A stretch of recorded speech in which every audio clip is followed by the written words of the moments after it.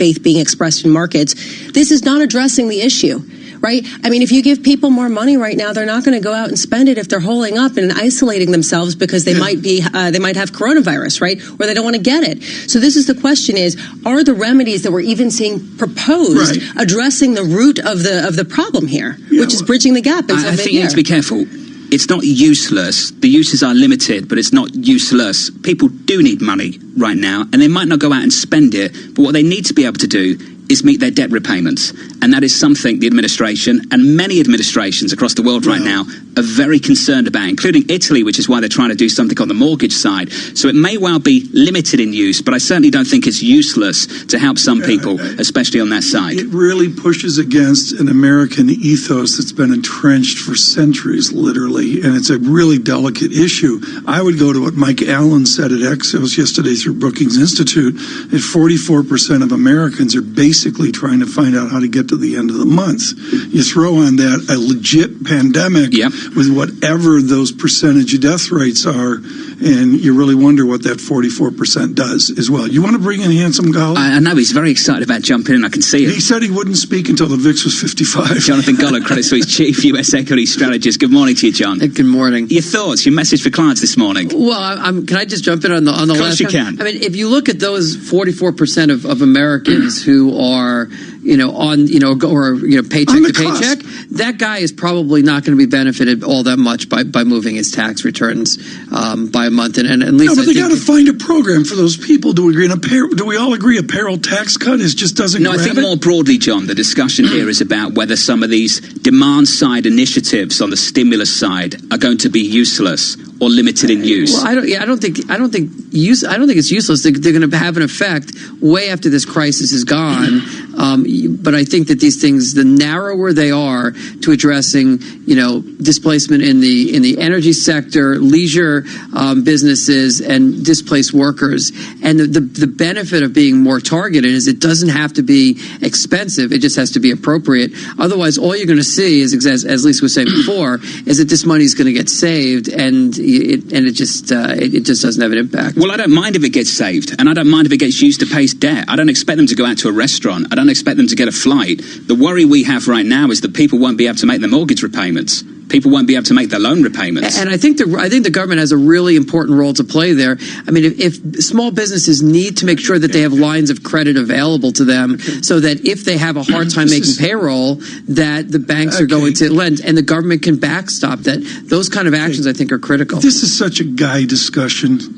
Ms. Abramowitz, would you please explain to the world that the number one headache right now, without question, is children will be home from school? Totally. And now that totally upsets for millions of Americans the apple cart in so many different ways. To me, that's far greater than anything else. Well, that is going to be the key question, is if you do shut down schools, will that keep people out of work? And that's an issue. But those are people often who have jobs that they go to on routine levels, or even if they've got gigs. I mean, this is going to be a serious issue. But, John, I'm curious about, all the people with part-time jobs.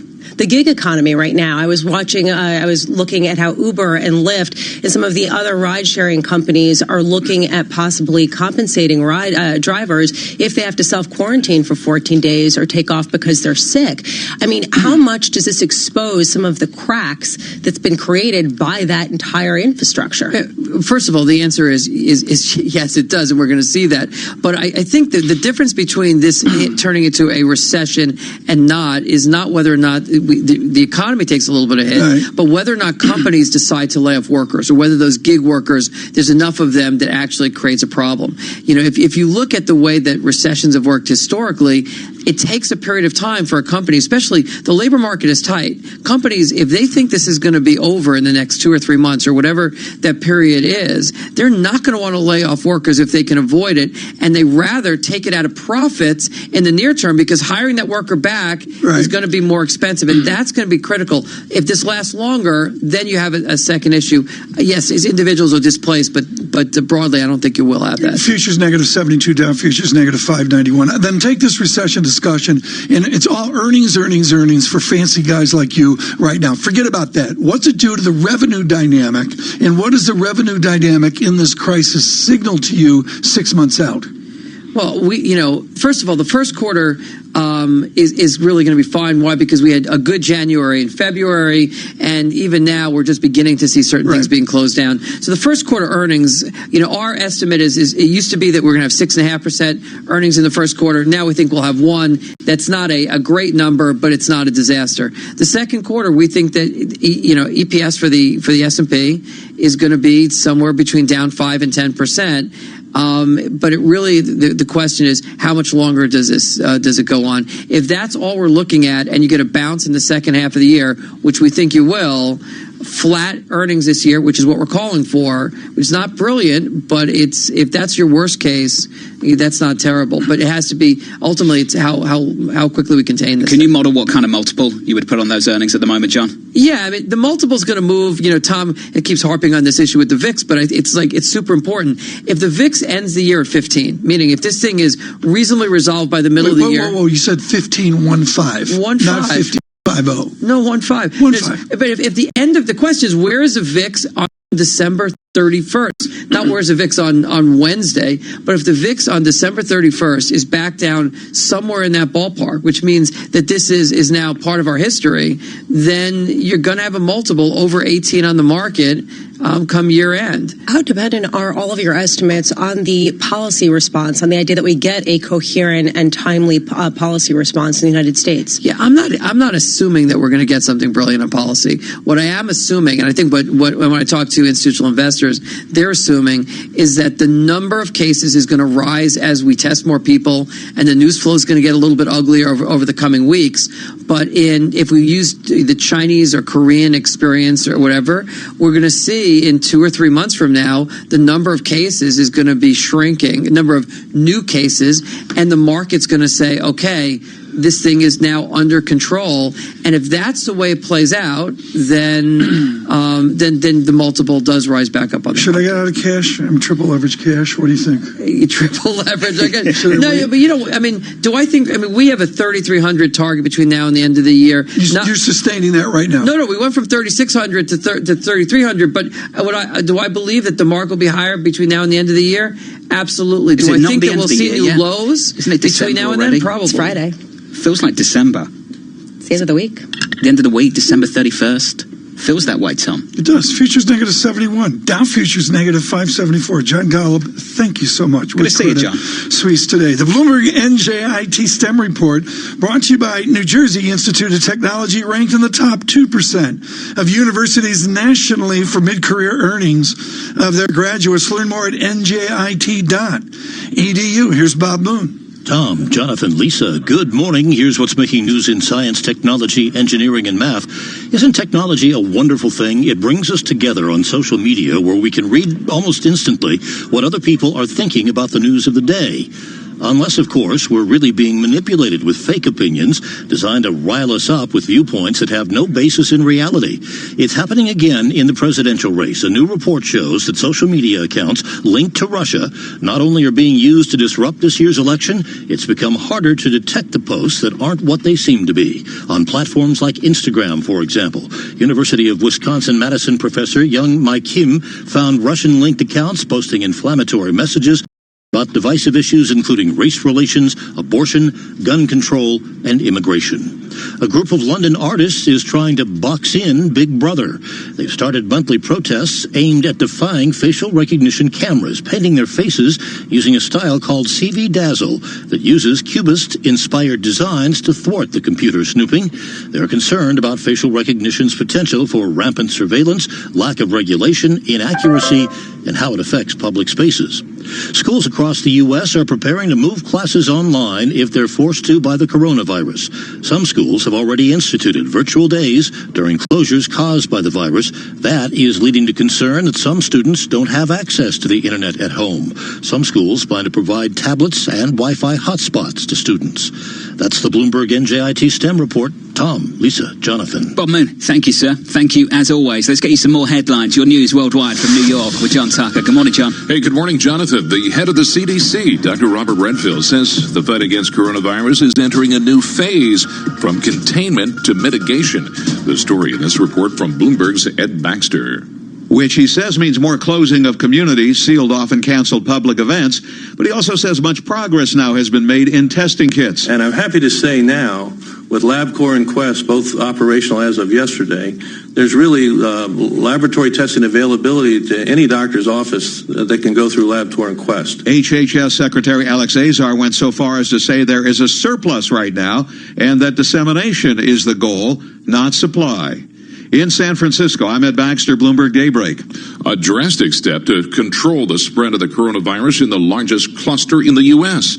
In New Rochelle, New York, schools and other buildings in the city will be shut. The National Guard will help distribute food and clean. State officials created a 1-mile radius containment area. At word this morning, the coronavirus outbreak has the Internal Revenue Service considering extending the tax deadline beyond April 15th. In other news, Joe Biden has had another big night in the Democratic presidential primary, capturing 4 more states, including Michigan. The key battleground state helped propel Bernie Sanders, the insurgent candidacy, 4 years ago. And Harvey Weinstein is back in court today for the final act of the rape trial that landed him behind bars. A sentencing hearing where the once powerful film producer will learn just how long he'll stay in prison for his landmark Me Too conviction. He faces a minimum of 5 years, a maximum of 29. Global news 24 hours a day on air and on Quick Take by Bloomberg, powered by more than 2,700 journalists and analysts in more than 120 countries. I'm John Tucker. This is Bloomberg. Jonathan. John, thank you. Thank you very much, sir. Equity futures near session lows. We're down by 2.63% on the S&P 500. The bid is back into the bond market. Treasuries, your yields lower by 10 basis points to 0.699% from New York. This is Bloomberg Surveillance Live on Bloomberg Radio.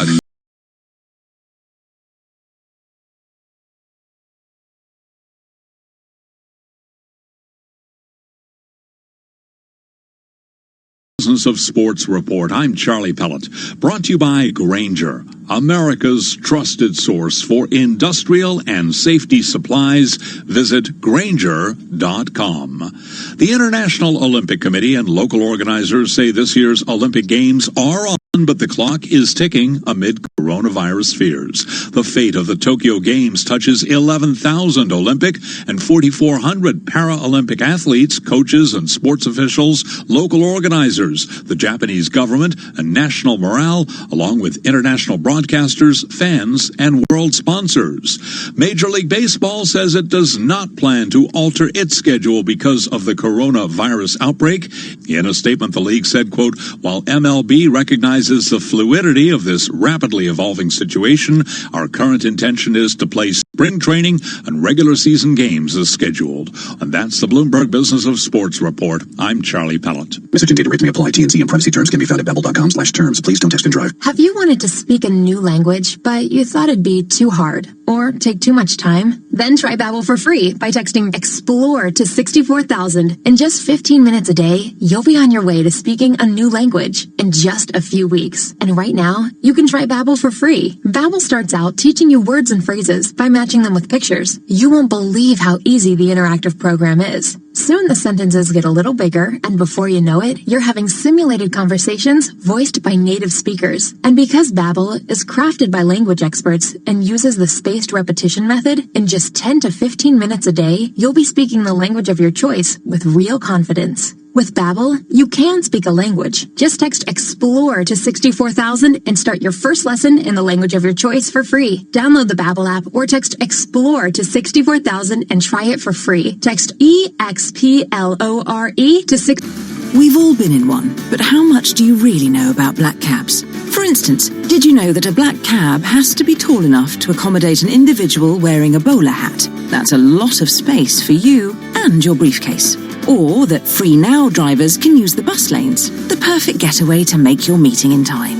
And with 2-minute central London pickups, you needn't waste time searching for a taxi. Just download the Free Now app today and take the hassle out of getting round London. Hey, have you heard? The Mayor of London has launched his latest van scrappage scheme to help tackle London's toxic air. Small businesses or sole traders like me with a polluting van could now get £7,000, which you could use to trade up to a Euro 6 vehicle. And you could get an extra £2,500 towards running costs if you go electric. The scheme is now even easier to qualify for. and it's open to any businesses with up to 50 employees, like mine. So, I'm going to search TfL Scrappage to see if I'm eligible and apply. You should do the same. To the Mayor of London and TfL, every journey matters. You love TuneIn for live breaking news from CNN, MSNBC, Fox, CNBC, and more. But when you can't catch your favorite show as it airs, it might just be a click away as a podcast. Search your favorite news station to explore all the on-demand news shows on TuneIn. Markets, headlines, and breaking news 24 hours a day at Bloomberg.com, the Bloomberg Business app, and on Quick Take by Bloomberg. This is a Bloomberg Business Flash. And I'm Karen Moscow. Another day of reversals in many major markets with U.S. stock index futures dropping, the dollar weakening, and Treasury yields falling after surging a day earlier. We check the markets every 15 minutes throughout the trading day on Bloomberg. S&P futures down 81 points, Dow futures down 655, and NASDAQ futures down 216. That's down 2.6%. The DAX in Germany is up 0.3%. The CAC in Paris is up 0.6%. FTSE 100 up less than 0.1%. 10-year Treasury up 1 2/32, yield 0.69%. Yield on the 2-year 0.42%. 30-year yield at 1.19%. NYMEX crude oil down 3.6% at $1.22 at 33.18 a barrel. COMEX gold up 0.5% or $7.70 at 16.68 an ounce. The euro 1.1332 against the dollar. British pound 1.2915 and the yen at 104.65. And that's a Bloomberg Business Flash. Tom, John, and Lisa. Karen, thanks so much. Again, a deterioration in the futures, negative 79, Dow futures negative 639. And as John Farrow mentioned earlier, weight to the tape on the bond market. Prices higher, yields lower. Looking at that 10-year benchmark, 0.70% as well. First thing I read when I walked in the door this morning was the market synthesis with central bank babble from Marcus Ashworth. He has a brilliant essay out today. I'll try to get it out on Twitter and LinkedIn. I haven't been able to do that, but look for that. Britain reaches for the coronavirus bazooka as well. Marcus, let me move ahead here to the dialogue on Thursday, and for that matter, any other central bank. Is the Bank of England unique, or can others get out said bazooka? Well, I think they're going to have to, and I think the ECB will be doing something. I'm looking for the key package for them will be their TLTRO, this targeted long-term refinancing operations, at a rate below the deposit rate, or something very aggressive to make it super exciting to borrow for small and medium enterprises and for banks to get in there. Already we've seen the supervisory mechanism say they are going to be making measures and changes. That is the key point of what the Bank of England has done today. It's not just the rate cut, it's the big boost to lending and the fact they are enforcing about making sure bankers don't pay dividends or bonuses. And what our listeners worldwide need to know is Lisa and I are like amateur hour on this. John Farrow is so up to speed on all this stuff, he named his cat TLTRO. John, pick it up. Well, I think Marcus and I have been saying the same thing for a number of weeks now. I think the central banks in Europe, the ECB and the BOE, are better prepared to address a shock like this, Marcus, because they have tools ready to go, ready to deploy. And I think the same applies to the ECB tomorrow, doesn't it? Well, it's interesting to see Merkel today. She's completely volte-fast on what she said yesterday, in effect. Yeah. And, Italy are boosting their budget deficit by close to 2% of GDP, when literally only a year or so ago they wouldn't even be allowed to do a 2 billion. And now they're doing more than 10 times that. And deathly silence from Brussels. And we've had lots of mixed messages. The French have called for a big fiscal package. No from the Germans. And all of a sudden, no. Okay, yes. And that's what we've got from Merkel today. They're not going to get in the way of Italy. And evidently, therefore, she's not hopefully going to get in Lagarde's way tomorrow. Lagarde had an excellent crisis in 2008. She was the one who said, please do whatever you do, don't let Lehman Brothers go. I think she's persuaded some people here, and I hope Germany. And the reason why she's been put in that job as a politician, not an economist, let's see if that plays out. And I really hope the ECB shocks and awes us, as well as the Bank of England, who've set the template out superbly today. I hope that's the case as well, Marcus. Where I'm hopeful also is in about 40 minutes' time when we hear from the Treasury and the new Chancellor of the Exchequer, Mr. Sunak.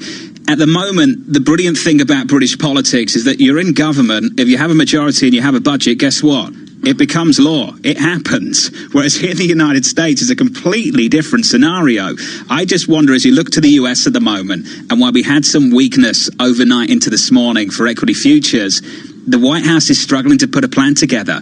How do they execute in the coming weeks with a very divided Washington? I think this is Trump's moment, and if he doesn't grasp it, then he will be washed away. And I think the Fed have done not as coordinated as they would like to have done. They've done a 50 basis points. They can do another one, I think, very soon, and they've already done the liquidity measures. If the White House does announce a big package, I strongly suspect he will do that, and it's a question of how he balances it with the Democrats. But I think he's going to put it right back in the Democrats' ball and say, look, don't get in our way here. But I think if Trump doesn't take this opportunity to get ahead of it, like the rest of Europe clearly is, and the Japanese are doing as well now, then I think he's playing fast and loose, and that may be, and he's a politician of politicians in that sense. I suspect, and I believe that he'll probably do something quite aggressive. Marcus, we're talking about the immediate market reaction in stock and bond prices, but it also is being seen in the financing of companies. I'm noticing that the European company bond market has reopened. We're getting, for example, a number of issuances today, and I'm wondering, you're not necessarily seeing the same kind of revival of activity in the United States, where issuance is really dampened. When does this become a problem? It's not a problem. Last Wednesday was the second busiest day in the U.S. debt capital markets of the year. It's just shut for a little bit. It'll be back open. The Europeans are issuing, and bear in mind it's all high grade stuff. So let's not get too excited. The U.S. will open straight back afterwards. So I'm not worried about that so much. There's a incredible amount of volatility in U.S. Treasuries that does need to settle down, but the Fed has and continues to chuck money at and push in not QE. And I think that means, so I'm not worried at all about debt capital markets. That they seem to have been able to come back last week, and I think they'll be able to come back this week as well, I hope. Do these actions and do the presumed actions to come generate more negative interest rate paper? Funny enough, I looked at that yesterday, thinking it would be back up over the 17 trillion, whatever it is. It's up 14.5 trillion or something. But look, this is not quite the same dynamic impact we had last year. So, look, I think the fact that the U.S. Treasury, look what happened at 10-year yields. They were down at 30 basis points, now they're back up at 70, having an 80. So, I think we're over the worst as far as that's concerned. Marcus, thank you so much. Congratulations on a beautifully succinct note that we saw this morning. I'll try to get that out on social. I've been found out. By whom? They came to me and they said, we're setting up a global working from home if push comes to shove. And I said, 60 West 55th Street. And if LN comes to the door, let him in. And, there's a bar in my front ante room. Of course there is. That didn't work out. Yeah, the Volmer just came back to me and said, Tom, we're not putting you up at Benoit, I will just say, on the point of credit, I did want to just mention, John, yesterday we were talking about energy credit and how much it was selling off. Yeah, what's the update? And the interesting thing is, yesterday we saw a bit of a rally in just credit generally, and we saw oil prices actually rise a bit. And yet it continued to sell off in the energy high-yield bond index. You actually saw spreads widen even further to the highs that really have not been seen except for in crisis periods, whether 2018 or 14-15. Reality bites quickly. You saw Oxy yesterday coming out, just slashing the dividend. Yeah, that's the story for the big energy players. And that's a triple B credit. Yeah. Which has got to do some things and do some things fast. Guys, let's get this price action, shall we? Yes. Equity futures down by 2.72%, just off session lows. We're negative 77 points right now. In the bond market, treasuries, yields coming in 10 basis points on 10s to 0.7%. On 30s, down 7 basis points to 1.208%. From New York, this is Bloomberg Radio. A half-price dream holiday, wouldn't want to miss that. A takeaway for free, wouldn't want to miss that. And 30 gigs data for just £10 a month on Smarty Mobile. You definitely don't want to miss that. Our Smarty SIM comes packed with 30 gigs of data and unlimited calls and texts for just £10 a month on a 1-month plan. That's why Smarty won Best Value SIM-only network in the U-Switch Mobile Awards 2020. Don't miss out. Search Smarty Mobile. Smarty. Simple, honest mobile. Smarty.co.uk. Delayed at the dentist and now you're late for school pickup. You need a free now. Need to take the dog to the vet before lunch. Should have gotten a free now. Trying to get 4 kids and their baggage to the airport. Free now. Sometimes you can't get from A to B fast enough. Download the Free Now app today for quick pickups and reliable drivers, no matter the situation. Less hassle, more hustle with Free Now. Hey, have you heard? The Mayor of London has launched his latest van scrappage scheme to help tackle London's toxic air. Small businesses or sole traders like me with a polluting van could now get £7,000, which you could use to trade up to a Euro 6 vehicle. And you could get an extra £2,500 towards running costs if you go electric. The scheme is now even easier to qualify for, and it's open to any businesses with up to 50 employees, like mine. So, I'm going to search TfL scrappage to see if I'm eligible and apply. You should do the same. To the Mayor of London and TfL, every journey matters.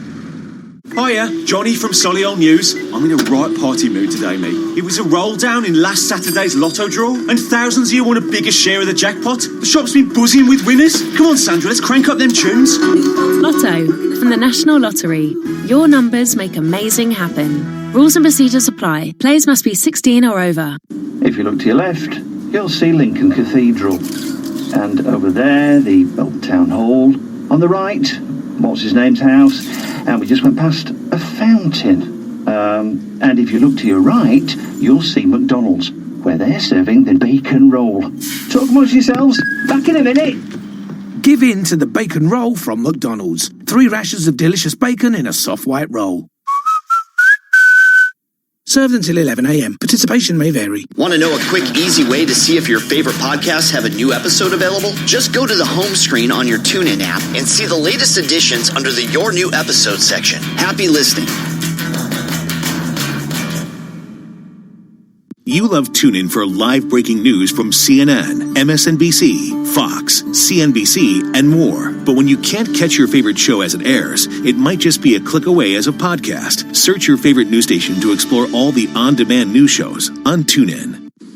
When you're not listening to your team, take it to the end zone, the rim, or the net. Keep up with the biggest moments in sports by following TuneIn on social media. Block, Cook into the end zone for the touchdown.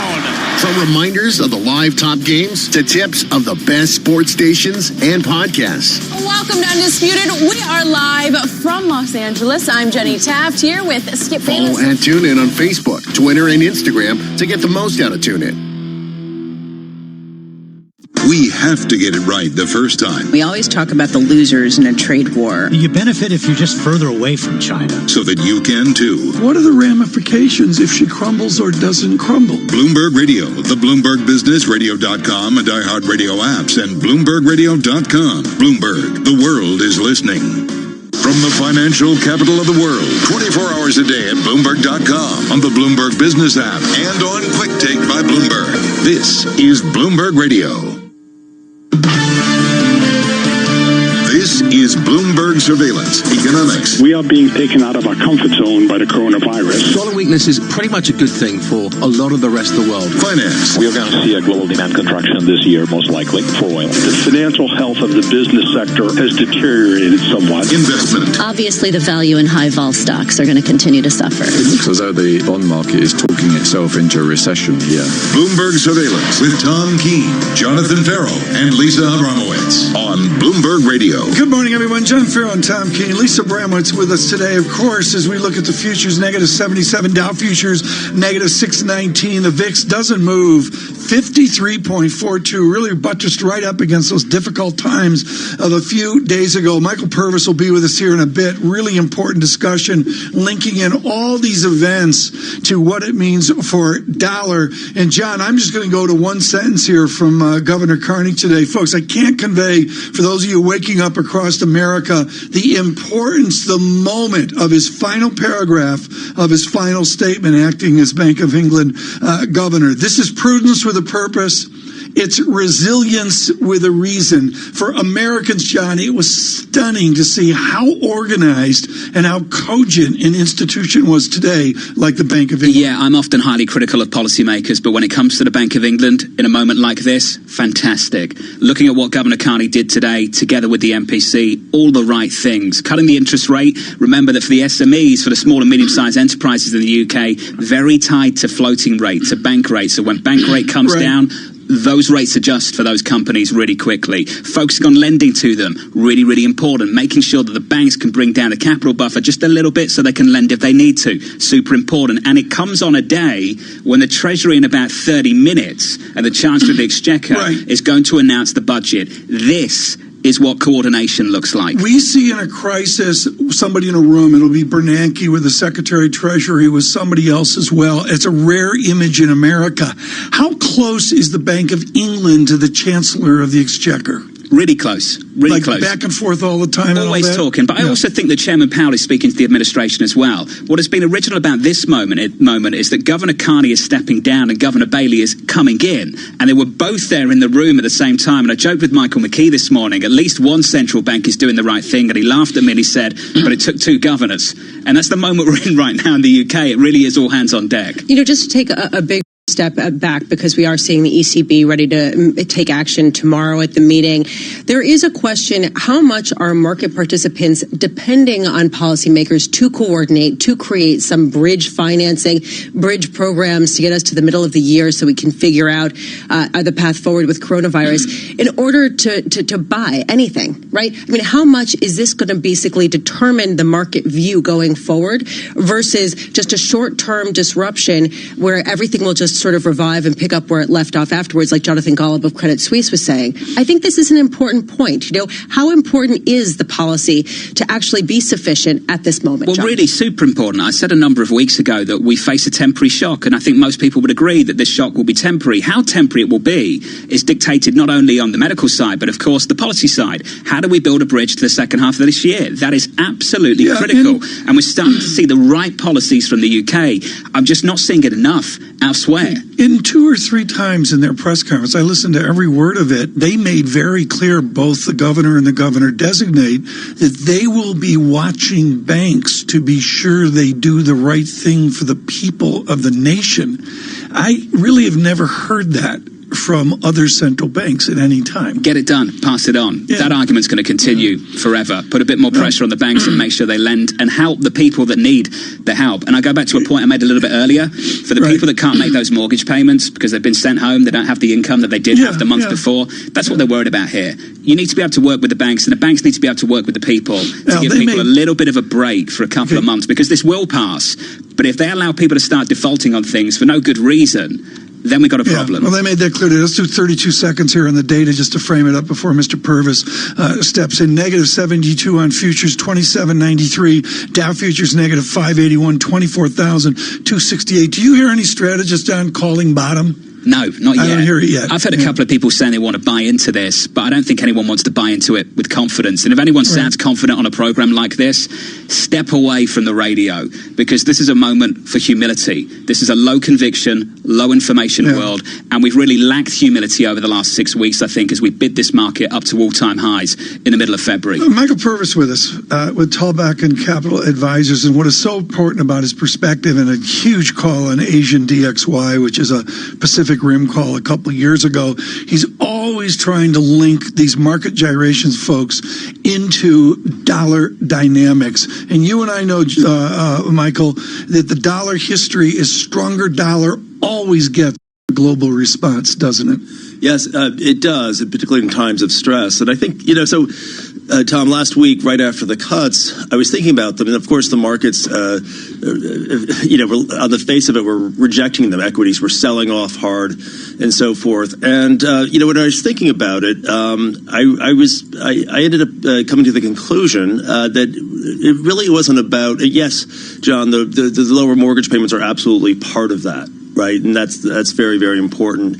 But in terms, we've been conditioned to think that every time the Fed does something that's dovish, that we're going to get a lower VIX, right, and that we're going to get this buy the dip type of thing. I don't think you look at it in this way. You look at it from a dollar point of view, which is that the Fed has the most space to cut of any of the major central banks, right, and the differentials were coming in quite a bit. And the dollar is a policy lever for it's a very important policy lever, as Tom was just suggesting. The Fed can't say that because they don't have that mandate, right? But when you think about what's important is the macro condition across emerging Asia, right? It's not just China, it's Korea, it's Taiwan. Anyone's iPhone is made from components across all of that, right? So those countries are also on the front line of the coronavirus, right? So could you imagine what would happen if the dollar was surging, right, there? And so, sure, the euro is a lot stronger, and the euro is a little bit more peripheral to this discussion in a way. And sure, the yen has been stronger too. That's a little peripheral to the discussion as well. But I think what's very, very important is that if you have the dollar seize up during crisis, a global crisis, right? That's one level of stress that is extraordinarily important to alleviate. So the Fed can't say that, right? But I think the Fed was effectively doing it, and I don't think it's a complete coincidence that Christine Lagarde she's basically been yelling at fiscal policy makers and not doing this globally coordinated, oh yes, let's go as dovish as we can too. Sure, that Italian hotel is going to do even less business right now with a euro at 113, 114 than at 108. But what's also very important is that the commerce between the fashion company Northern Italy is able to, they're exposed to everything going on in Asia as well. And just to, I think there's a strong echo of March 2016. If you remember 2014, 15, you had this big dollar surge, you had oil collapsing, you had, and what was the narrative coming out of the August 2015 shock devaluation of the yuan? Was China hard landing, right? And that was a very scary time. And as Tom and I've talked about this a lot, where the VIX basically traveled with the ADXY after that shock devaluation. What did Yellen do during the March FOMC? She basically said it as much as she possibly could that we have to think about the global condition. We have to think about the tightening and impact of the dollar. And she aggressively lowered the future policy path at the Fed. In a year that many people thought they might hike 3-4 times, she completely changed the outlook. The ECB threw the kitchen sink at it in early 16, and I remember that. Draghi did pretty much everything under the sun. We have a different ECB president right now, and maybe I've been a bit too kind for policymakers early this morning, so I'll balance it out a little bit for Christine Lagarde. We were worried. We were really worried. February 27th to the FT, and I've got a real issue with this. Markets cratering. We know what the risks are. We see it playing out in China, and this is the response from the ECB president to the Financial Times. Not at the stage where it would have a lasting impact on inflation and require a monetary policy response. Feb 27th, 2 weeks ago. Right. This is Christine Lagarde reportedly to EU leaders. Without coordinated action, Europe will see a scenario that will remind many of us of the 2008 crisis. Isn't it ironic that you've got a policymaker saying with urgency that we need to move and move quickly when 2 weeks ago I heard nothing of the sort? I don't know what kind of smoke signals the ECB and the Fed are sending back and forth between themselves, but I would suggest that Christine is not as completely naive or as caught off guard about that as some people perhaps you might suggest. I think let me answer that, because I don't want you to put words in my mouth. I am not saying that Christine Lagarde is naive. I'm saying that we had a confidence problem. And I don't care what you're doing behind closed doors. If we have a confidence problem, you need to say things publicly. And when you say things publicly in the way that she did 2 weeks ago, you're just adding to the problem. Perhaps, yeah. But as if she were to launch a massively dovish, QE to the moon and an even stronger cut than the time to lobby governments was 2 weeks ago. Okay, agreed. That's the point I'm trying to make. Agreed. And we had no urgency whatsoever. Yes, I agree with you on that point. As it relates to policy, I'm just saying that if she were to get the euro to parity with the dollar, by extension, that's going to roll into the Asian FX, which is really sort of the most vulnerable part of the whole complex. Can Europe survive with a 114 euro? Probably right now. There are bigger problems to answer. I'm just saying from a what was happening with Powell last week, and I think it's really important. By the way, if you look at emerging market equities relative to U.S. equities, they have rocketed over the last couple of weeks. Your colleague Lukawa has pointed out about the spread between EM equity vol and U.S. equity vol is doing things it's never done before. That's part of that's tied back to this weaker dollar condition. Michael Purvis, very interesting on dollar dynamics there, and we will see futures deteriorate off of Purvis's comments at -80. Dow futures -656. Mr. Purvis is with Talbach. And with our news in New York City, here's John Tucker. And good morning, Tom. The U.S. has shifted into a new phase of its coronavirus response. Authorities now are focusing on limiting the damage. For weeks, the biggest effect of the smattering of identified cases has been a mild sense of worry. That changed this week with universities canceling classes, patients popping up in offices and nursing homes, and local authorities limiting some public gatherings. New York Governor Andrew Cuomo says schools and other gathering places will be shut down for 2 weeks in a containment zone in New Rochelle. It is a dramatic action, but it is the largest cluster in the country. And this is literally a matter of life and death. The area accounts for the majority of the state's 173 coronavirus cases. And according to Johns Hopkins, the U.S. tally rose above 1,000 infections on Tuesday. And after having what he called another good night, Joe Biden has reached out to Bernie Sanders. I want to thank Bernie Sanders and his supporters for their tireless energy and their passion. We share a common goal, and together we'll defeat Donald Trump. Biden won the Michigan primary over Bernie Sanders, taking the biggest prize in yesterday's 6-state round of primaries. Biden also won in Missouri and Mississippi. And late word this morning, the Associated Press says Sanders has captured the Democratic presidential caucuses in North Dakota. Well, Sanders did return to his Vermont home before the polls closed yesterday. He also skipped a traditional primary night speech to his supporters. Global news 24 hours a day on air and on Quick Take by Bloomberg, powered by more than 2,700 journalists and analysts in more than 120 countries. I'm John Tucker. This is Bloomberg. Jonathan. John Tucker, thank you, sir. Equity futures near session lows, down 2.8% on the S&P 500. In the bond market, the bid is back. Yields off the lows, though. We're still down 9 basis points on a session. 0.71% is your yield on a 10-year. 121 is your yield on 30s. From New York, alongside Tom Keene and Lisa Abramowitz, I'm Jonathan Ferro. You are listening to Bloomberg Radio. This is Bloomberg Surveillance.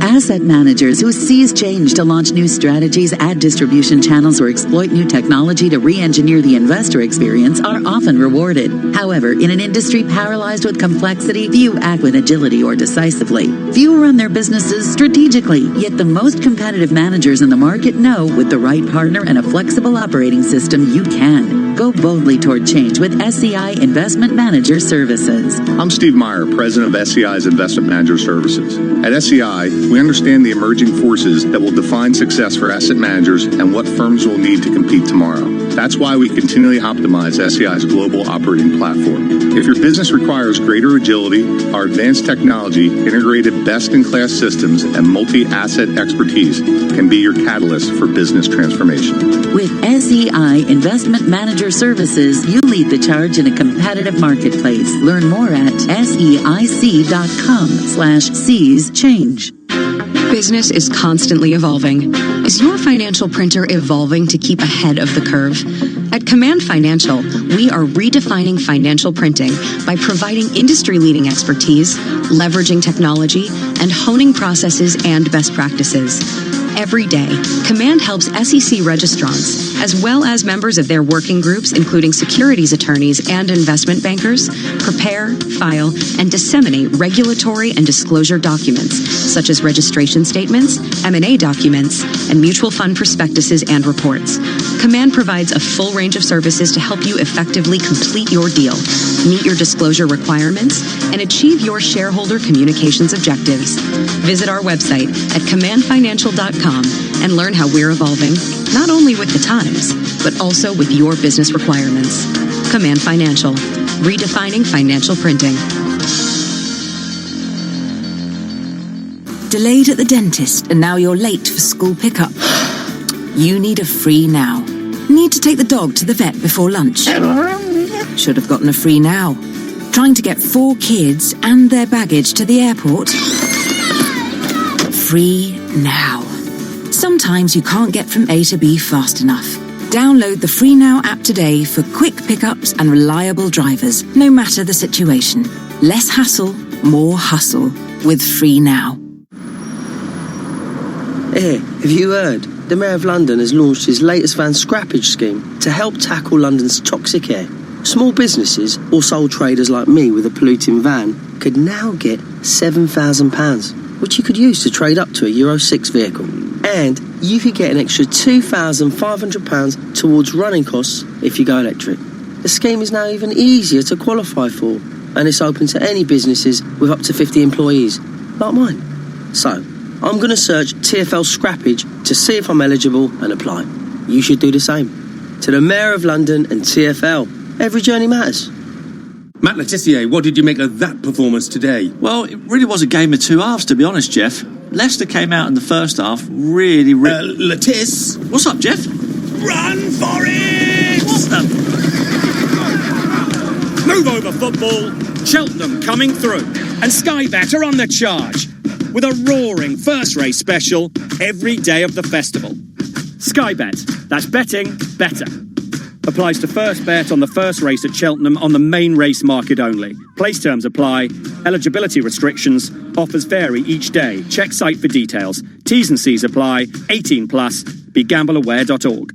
24 hours a day at Bloomberg.com, the Bloomberg Business app, and on Quick Take by Bloomberg. This is a Bloomberg Business Flash.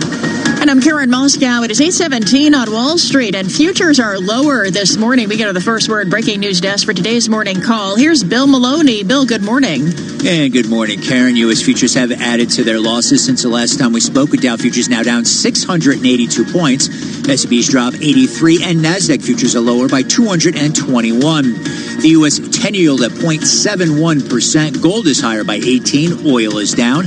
And Japan fell 2.3% overnight, while European markets are still trading higher, led by gains in France. Note that Italy pledged $28 billion in measures against the virus, and the BOE cut rates.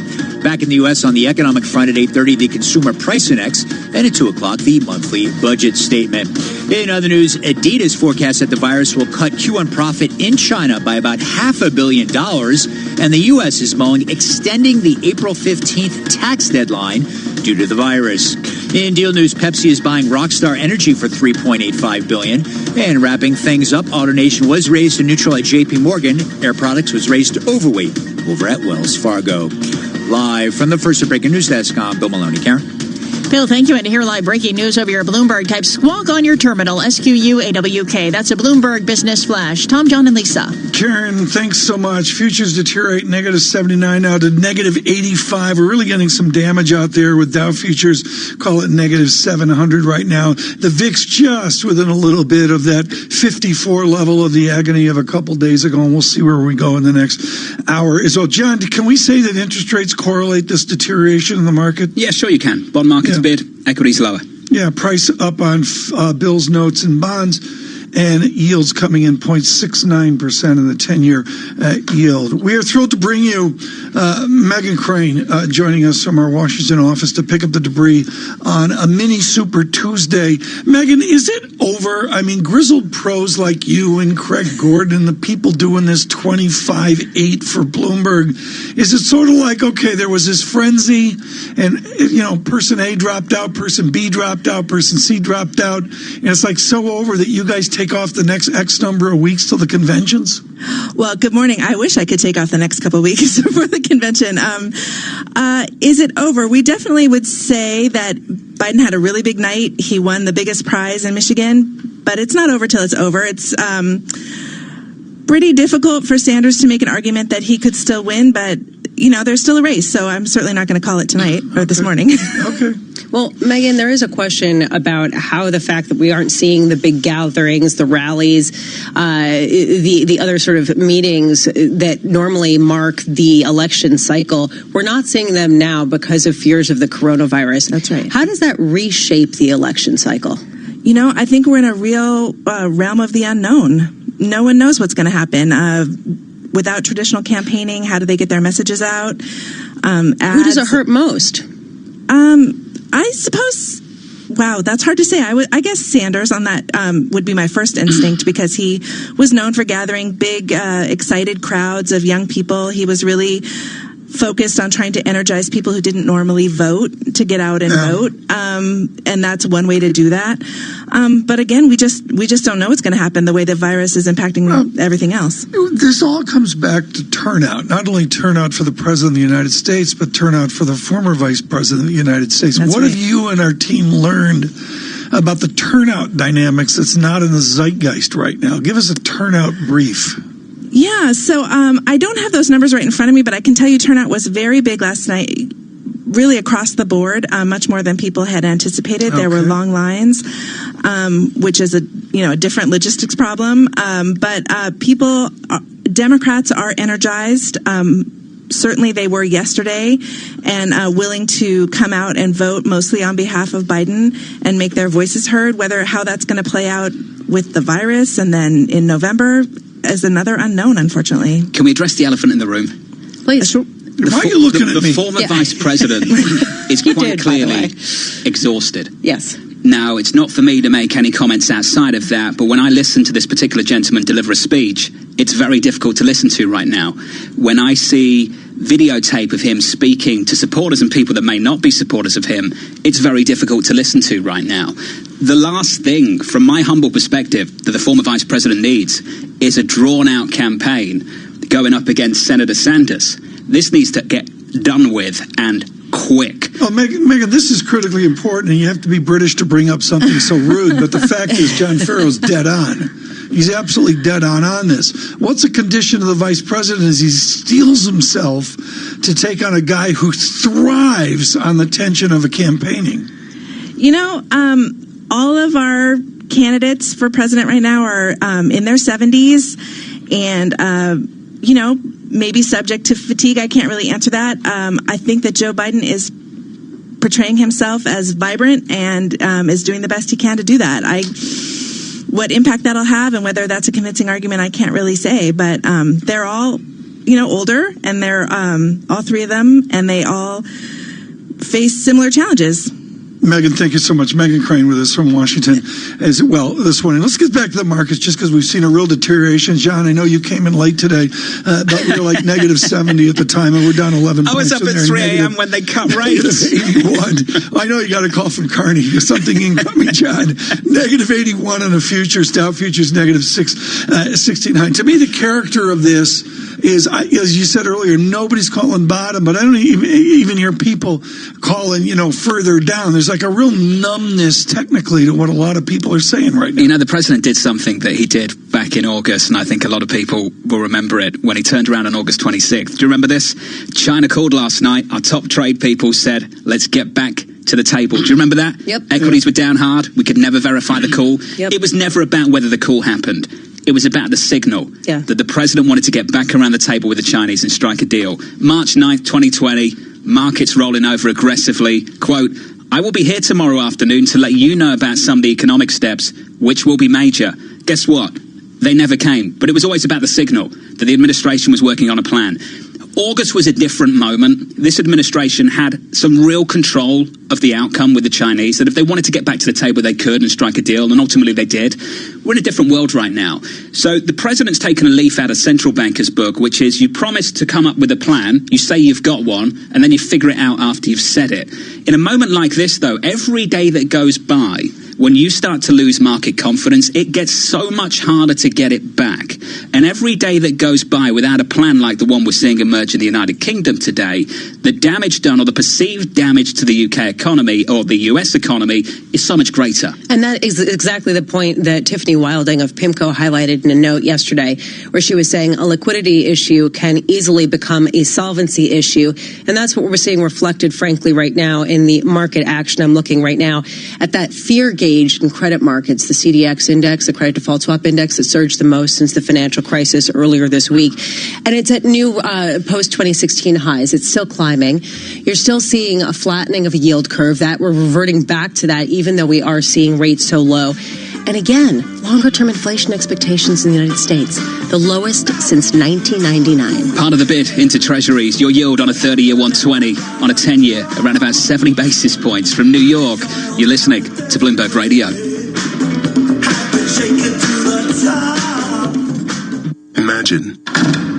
Imagine being denied an apartment because of your religion, or your race, or because you have children, or a disability.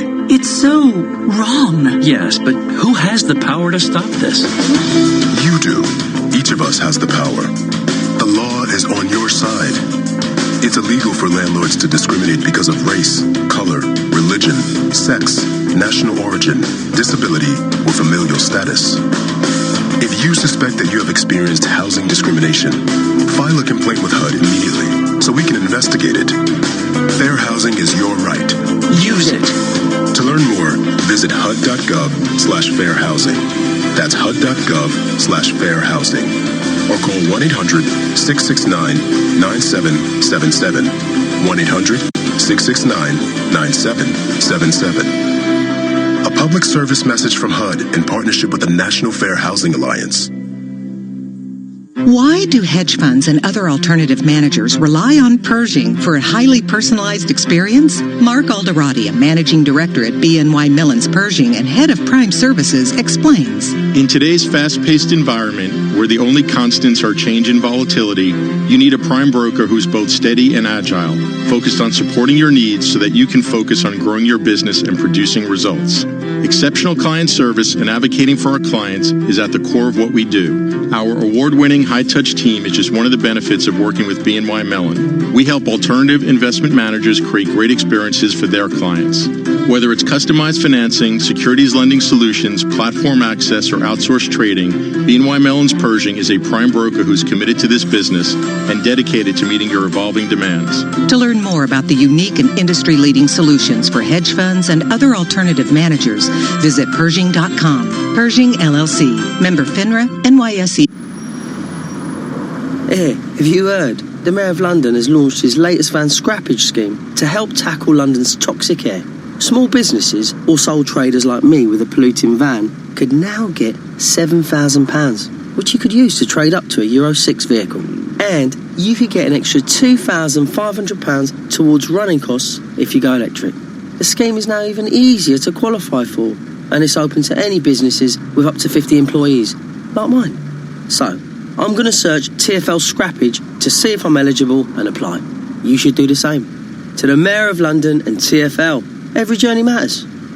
At the Bank of Santander, they've created Stan, a smart bot that can predict the future of remortgaging. All right, Stan, will my mortgage rate go up? 1955 was the last time Newcastle won the cup. No, and try not to mumble. Playing, let's get ready to rumble. Oh. Meanwhile, at Santander, they can't predict your future, but they'll help secure it with great mortgage rates fixed for up to 10 years. See what's possible at Santander. Early repayment charges apply. Lending subject to status and criteria. Your home may be repossessed if you do not keep up repayments on your mortgage. The Mona Lisa is only 30 inches tall. The world's hottest chili? 1 inch. And Napoleon?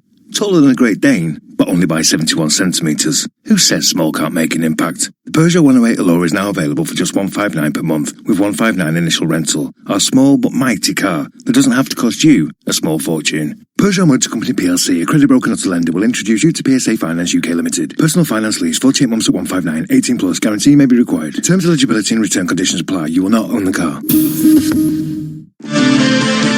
Broadcasting live from the Bloomberg Interactive Brokers Studio in New York. Bloomberg 1130 to Washington, D.C. Bloomberg 99.1 to Boston.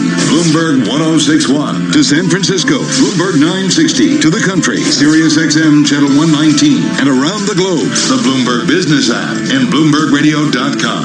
This is Bloomberg Surveillance. From New York City, this is Bloomberg Surveillance for our audience worldwide. We are live on Bloomberg Radio, 60 minutes away from your opening bell this Wednesday in New York. Equity futures near session lows, down by 2.8%. again on the S&P 500. The bond market with a bid down around about 10 basis points. 2s out to 10s. Your 10-year yield 70 basis points. And in foreign exchange, once again, it's been the story of the last month, hasn't it? A weaker dollar against almost everything in G10 on the session. The yen, a whole lot firmer. Yeah, Michael Purvis, I thought, was brilliant on that. It's a little obtuse theory and all, but the basic idea is Chairman Powell, and this is not true of Governor Carney and Governor Designate Bailey. They're not central bankers to the world. It's a little easier for them, a little more discreet, a little more United Kingdom, where Chairman Powell is the central banker of the world, and a strong dollar just isn't going to happen. And he has the space to cut, and cut a whole lot more compared to everybody else, considering where the BOE is at now and where the ECB is too. So we get you some data. We can do that with Vinny Dowd-Giudice. Hey, Vinny.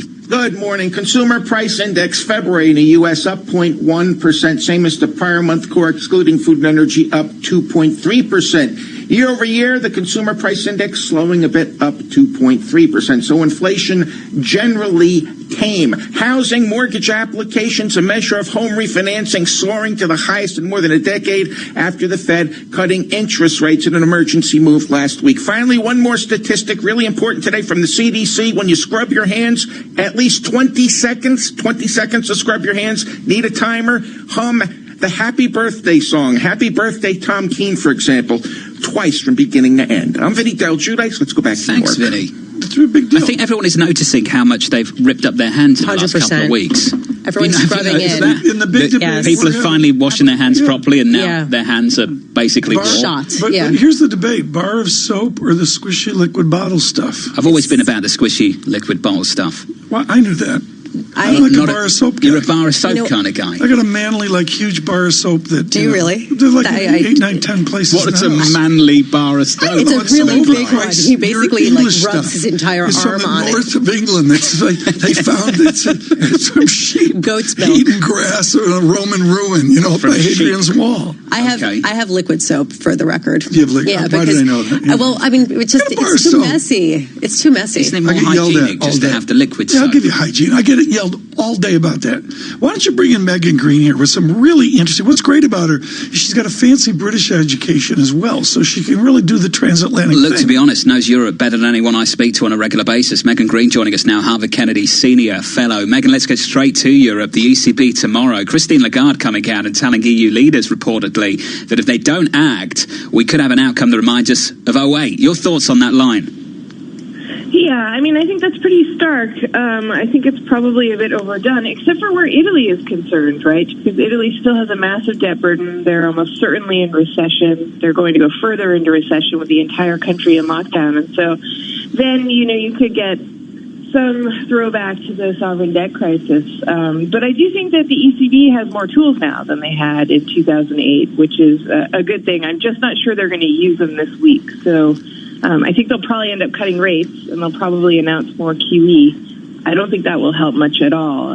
What the tool that they do have that could help is their targeted lending refinancing operations, the TLTROs, which already exist, and they should use them to try to get cash exactly where cash is needed. This is a different challenge to 2008 in that in 2008, for all of us across the developed world, we were looking at the seizing up of markets, and a multi-year decline and then really slow recovery. This time around, a lot of businesses need a bridge loan for a quarter or two, and then they might be able to weather this. And so getting cash exactly where it's needed is difficult. I think the TLTROs could help just because they're targeted and subsidized by the ECB, but I don't think we'll hear an announcement about it. Well, let's talk about those lending tools and talk to our listeners about the TLTRO. If you're not too familiar with ECB monetary policy over the last few years, it has been a tool that they've deployed many times under President Mario Draghi. Megan, how can Christine Lagarde adapt that to address the SME issue?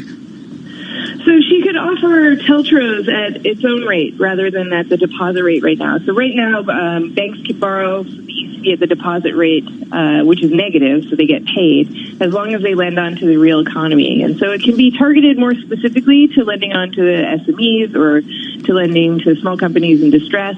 And the TLTRO rate could be deeply negative. So essentially banks could borrow from the ECB at, let's say, negative 200 basis points, so they get paid to borrow.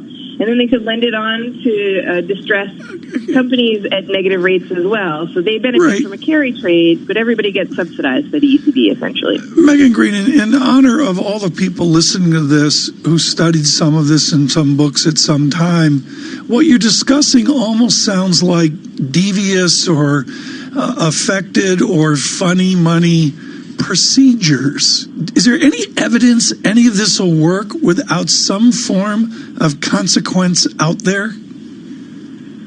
Well, so you could end up with a misallocation of capital. You're right. If you're subsidizing everyone will want to borrow. It's like I feel like I'm at central bank T-ball. Everybody gets a blue ribbon. To some degree, and this isn't the first best option for anyone. Of course, a big fiscal stimulus package would be the best option, but that doesn't seem to be coming down the line in the way or the size that lots of people are hoping for, particularly in the Eurozone. And so the ECB is kind of the second best option here. But at least there is one. In the U.S., the Fed's hands are really tied by Dodd-Frank after the last crisis. So at least the ECB has some more room for maneuver. Megan, I'm kind of struck by the focus right now on the public sector, the public response from politicians and monetary policy members. You and I have talked a lot about the private investing sector and how it's exploded with respect to capital. Supposedly, there's all this dry powder on the books of private equity firms and private debt firms. Why isn't the focus on whether or not they are going to actually deploy some of that and help some companies stay in business through this period of time with bridge loans or other types of measures? Yeah, that's a great question.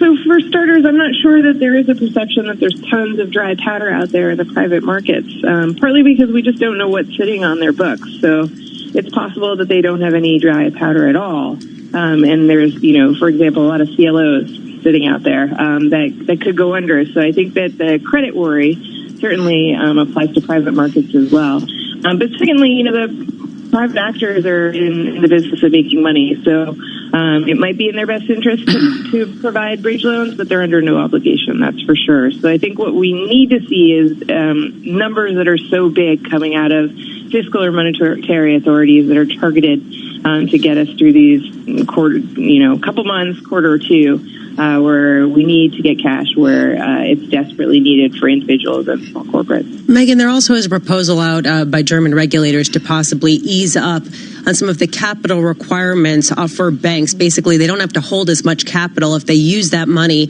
to go out and give loans to companies so that they can stay in business. I'm just wondering whether banks are really and should be in the position, forget, extending some of the deadlines for maturities and things like that to keep people going, but to actually extend loans at a time when we could be heading into a recession, and that could potentially financially weaken them. Yeah, so you raise a good point. I think it does make sense to reduce countercyclical capital buffers. We saw the UK did it earlier today. It makes sense in the Eurozone too, but you're right. For starters, it could put banks in a perilous position going into a downturn. But also, it's not like the cost of borrowing has really been the issue. So it's not like this will make businesses desperately want to go and borrow from banks. And it's not like banks are actually obliged to go ahead and lend. So there is a question about how much any of that capital is really being freed up for lending, because banks get to make their own decisions even if governments lean on them. So I'm not sure how much this will help. I'm not particularly worried about banks in this case, although European banks I am more worried about than U.S. banks. But, I think if we're heading into a downturn anyhow, it's worth trying to avoid one rather than not doing anything because you're worried that a downturn might come. Megan, thank you so much. Megan Green with us for the Harvard Kennedy Senior Fellow. Thrilled to have her with us today. I wanted to get to disinflation there. I think that's going to be a huge dynamic next week. I agree. Just got some headlines out of the UK, Tom, that I want to get to just quickly. The Chancellor of the Exchequer in the United Kingdom, Rishi Sunak, saying, I would do whatever it takes to support the economy. We cannot avoid a fall in demand. It's interesting to see what European equities have done over the last couple of days. Yesterday, we had a gain of as much as 4.09%. We erased it and had a 1% gain and change at the end of the day. Today, we've just given up a 2.3% gain on the Stock 600 in Europe. So that's 2 days of big gains gone. Yeah.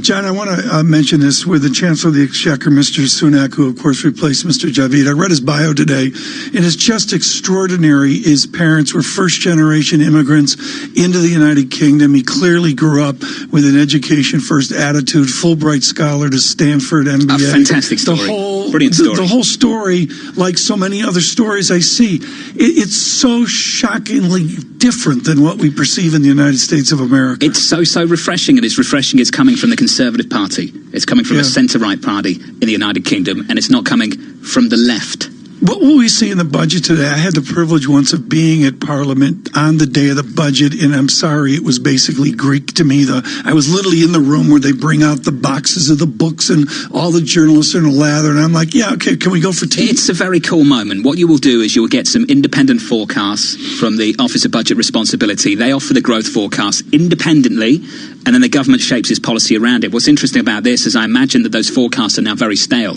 given what's happening in the UK economy at the moment. Yeah. Quite clearly, it's the end of austerity in the United Kingdom under the Conservative Party, because there's going to be a big push today to make a big push on infrastructure spending and to try and get some fiscal stimulus into this economy. We're going to watch the data, folks. Futures negative 92. With our news in New York City, here's John Tucker. Yeah, Tom, this morning the Associated Press says Bernie Sanders has won the Democratic presidential caucuses in North Dakota. But it may be of little consolation to him after Joe Biden captured the Michigan primary, the biggest prize in Tuesday's six-state round of primaries. It's more than a comeback, in my view, our campaign. It's a comeback for the soul of this nation. Biden also won in Missouri and Mississippi. Senate Democrats, led by Minority Leader Chuck Schumer, preparing for a letter formally calling for President Trump to issue an emergency declaration to make more than $40 billion available to assist state and local governments' coronavirus response. President Trump has summoned some of Wall Street's top executives to the White House to talk about the fallout from the coronavirus outbreak and what the economy needs to make it through the crisis. Details in this report from Bloomberg's Bob Moon. A person with knowledge of the matter says Trump wants insights from the executives into the market and capital liquidity and wants to hear about what types of relief banks will be providing to customers and clients. The invitation list is said to include David Solomon of Goldman Sachs, Charles Scharf of Wells Fargo, Citigroup's Michael Corbat, Bank of America's Brian Moynihan, and JP Morgan Chase co-president Gordon Smith as Jamie Dimon recovers from recent surgery. They'll undoubtedly be discussing the payroll tax cut and other financial relief Trump has already floated for businesses and workers. Bob Moon, Bloomberg Daybreak. The virus has now sickened 173 people in New York State, 108 of the confirmed cases in Westchester County. New Rochelle is emerging as the epicenter of the state's outbreak.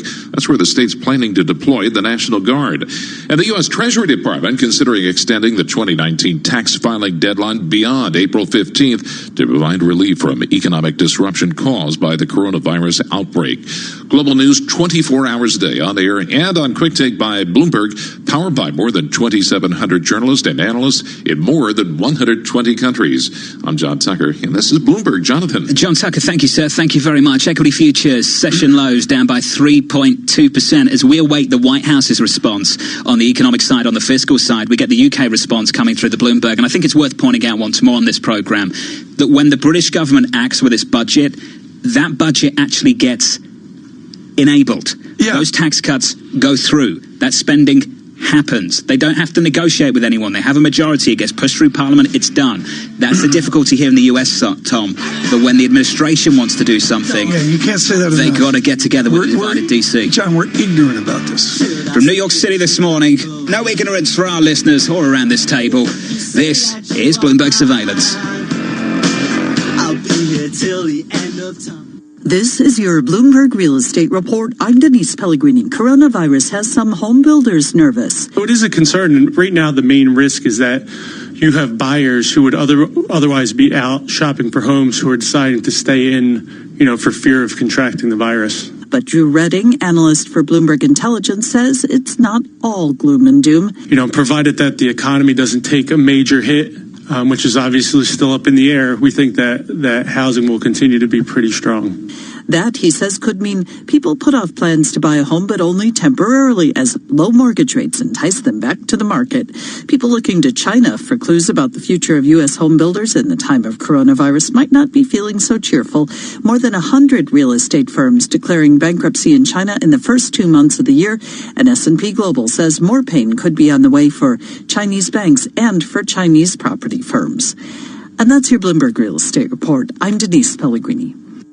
Message and data rate may apply. T&C and privacy terms can be found at babbel.com/terms. Please don't text and drive. Have you wanted to speak a new language, but you thought it'd be too hard or take too much time? Then try Babbel for free by texting EXPLORE to 64,000. In just 15 minutes a day, you'll be on your way to speaking a new language in just a few weeks. And right now, you can try Babbel for free. Babbel starts out teaching you words and phrases by matching them with pictures. You won't believe how easy the interactive program is. Soon the sentences get a little bigger, and before you know it, you're having simulated conversations voiced by native speakers. And because Babbel is crafted by language experts and uses the spaced repetition method, in just 10 to 15 minutes a day, you'll be speaking the language of your choice with real confidence. With Babbel, you can speak a language. Just text EXPLORE to 64,000 and start your first lesson in the language of your choice for free. Download the Babbel app or text EXPLORE to 64,000 and try it for free. Text EXPLORE to 64,000.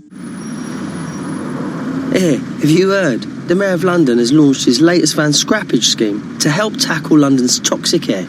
Small businesses or sole traders like me with a polluting van could now get £7,000, which you could use to trade up to a Euro 6 vehicle.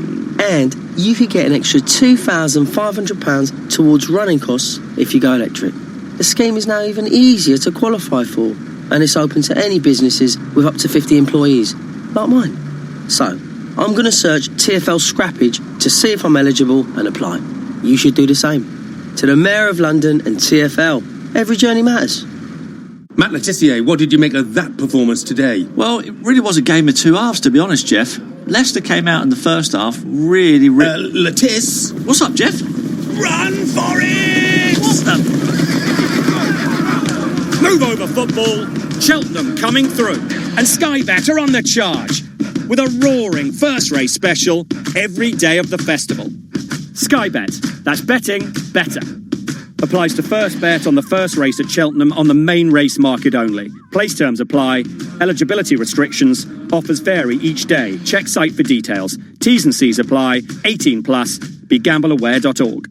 Some breaking news 24 hours a day at Bloomberg.com, the Bloomberg Business app, and on Quick Take by Bloomberg. This is a Bloomberg Business Flash. And I'm Karen Moscow, and futures this morning are lower with S&P futures down 90 points. Dow futures down 751 or about 3%, and NASDAQ futures down 235. The DAX in Germany is up about 0.2%. CAC in Paris up 0.2%, and the FTSE 100 is down 0.3%. 10-year Treasury up 1, the yield 0.70%. The yield on the 2-year 0.42%. 30-year yield 1.22%. NYMEX crude oil is down 3.4% on $1.18 to $33.20 a barrel. COMEX gold is up 0.3% or $5.10 at $16.65.30 an ounce. The euro 1.1344 against the dollar. British pound 1.2928, and the yen is at 104.63. And that's a Bloomberg Business Flash. Tom and Lisa. Karen, thanks so much. Without question, our interview of the day on this moment for central bankers, and with this in the honor of having David Blanchflower with us of Dartmouth College, of course, his public service to his very United Kingdom, his public service, and getting Cardiff back into the Premier League and then out again in the Premier League. We're thrilled that Professor Blanchflower could join us this morning. David, here we are. Quote, "This is prudence with a purpose. It's resilience with a reason, and that reason is to fulfill the Bank of England's mission, namely to promote the good of the people of the United Kingdom by maintaining monetary and financial stability. By acting today, the bank is ensuring that the strength of our financial system can be directed to where it's most needed in the months ahead." Mark Carney, how'd he do today? Very impressive. I was just listening to the press conference. I thought they did extremely well. The coordination between the three bank committees coming on a day ahead of the UK budget So it looked like, the big boys are in charge. I thought what was interesting, it reminded me of October 7th, 2008. But I think Carney said it right. Then the problem was the financial system causing a crisis. And he said, the financial system here is going to try and come in and support this crisis. So I thought it was pretty impressive. The governor and the new governor sitting there together. I was really impressed. I mean, the concern is, I remember in October 7, 2008, 6 central banks cut. I was part of it. The big deal then was, we knew things that the market didn't know. And the question is that true now? Are there more things they know that the market doesn't know? That's the question, I think, on the table. Do you have a confidence with the medical crisis in an original ECB that to begin with, the ECB or frankly any other central bank can execute what the governor and the governor designate executed today? Well, obviously the big concern is that we're, 12 years now past that crisis. And the room to manoeuvre for the central bank is somewhat limited. I mean, the Bank of England will cut from 0.75 to 0.25. Perhaps I thought they might go for 25 basis points, so 50 is a big deal. What can the ECB do? I mean, ECB is already negative. Christine Lagarde is obviously talking about this being a major problem. The room to manoeuvre is somewhat limited. Obviously, the coordination with fiscal policy is a big deal, and the fact that this statement was made on the day when the new British Chancellor makes a statement for the budget suggests that these things are coordinated, and that's going to be the problem down the line. Could the ECB coordinate with other governments? What are the Germans going to say and do? What's going to happen at the FOMC, where it looks like 100 basis point cuts already priced in for the meeting next week? Danny, there's also a question of what's the roadmap here, and a lot of people are pointing to 2008. And since you have experience at the Bank of England, when you were a part of their interest rate setting monetary policy committee as an external member from 2006 to 2009 through the crisis, is the 2008 period the one we should be looking at? Well, it seems so. I mean, the only two cuts that I recall, like this emergency meeting, which they very well did in secret, there was the two meetings the Fed and the Bank of England had after 9/11, which may be comparable. I mean, the cut in 2008, the October cut, in a sense, what it signaled, more than anything, it signaled that the central banks were on the case with much more to come. And I think that's what they were signaling today. I mean, they could have thrown more at it. They didn't do more QE today. They're sort of holding that back, but they did all sorts of things about counter-cyclical buffer for the bank, money for the SMEs. So they certainly signaled there was more to come. But the issue is, well, as Tom was just saying, what can they do? How much more can they do? And the concern is if this crisis, as Lagarde said today, is comparable to 2008, there are limits to what the policymakers can do. So, I thought it was very impressive, good that they got in there, but down the road, who knows how much they can do. Danny, are there any non-traditional tools that we did not see deployed in 2008, ways to sort of think outside of the historical reference that you could see central banks deploy now? Well, yeah, absolutely. I mean, I think Eric Rosengren in the U.S. is right. He started to talk about the ability of the Fed to broaden what it buys, not to just buy MBSs and government-backed securities, to broaden out what it buys. That's an obvious possibility. Another possibility is going negative.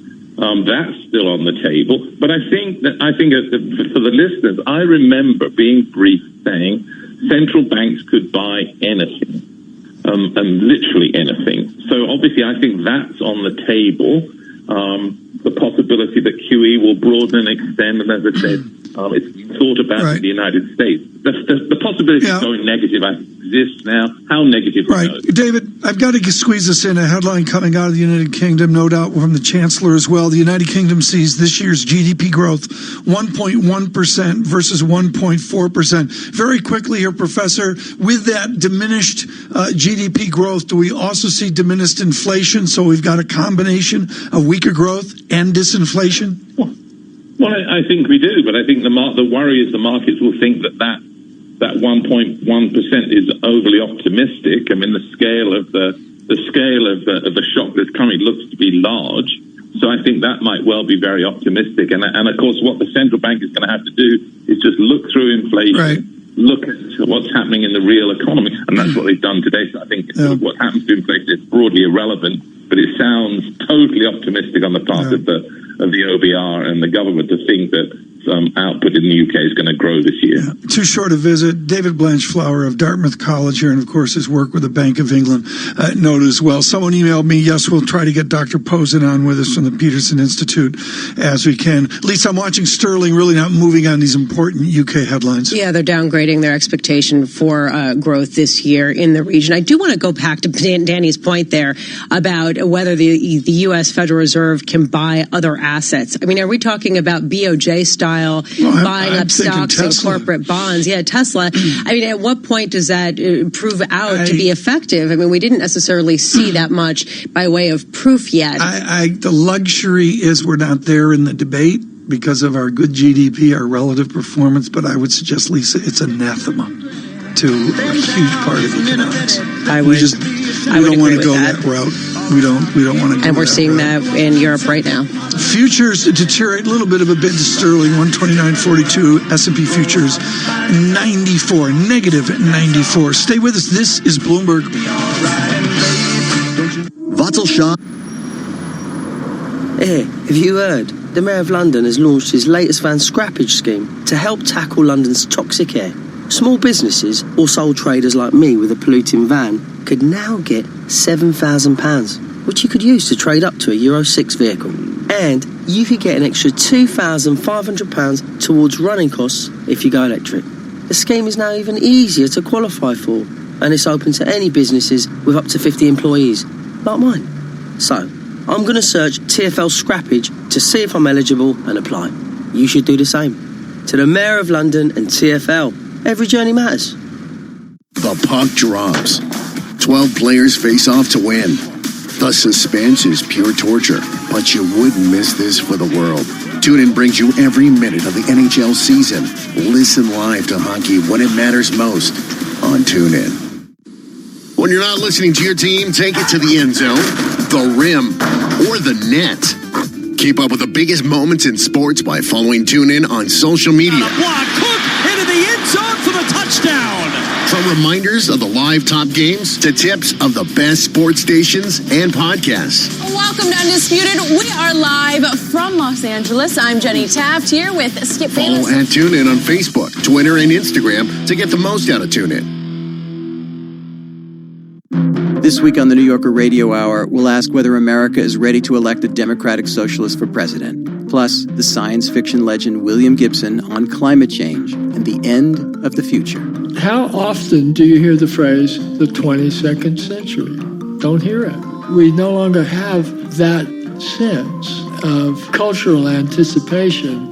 Listen to this episode of the New Yorker Radio Hour on TuneIn today. Want to know a quick, easy way to see if your favorite podcasts have a new episode available? Just go to the home screen on your TuneIn app and see the latest editions under the Your New Episode section. Happy listening. It's very difficult to be gay.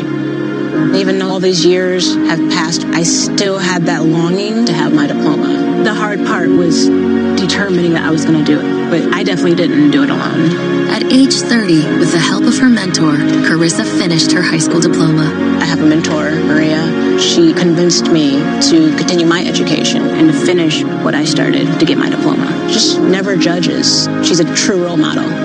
If you're even considering getting your high school diploma, go get it. You can do it.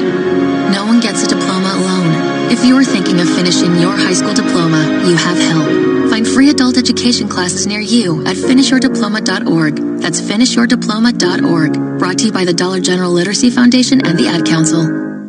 This is a Bloomberg Money Minute. Futures are falling and the pace is picking up. Dow futures down almost 800 points now.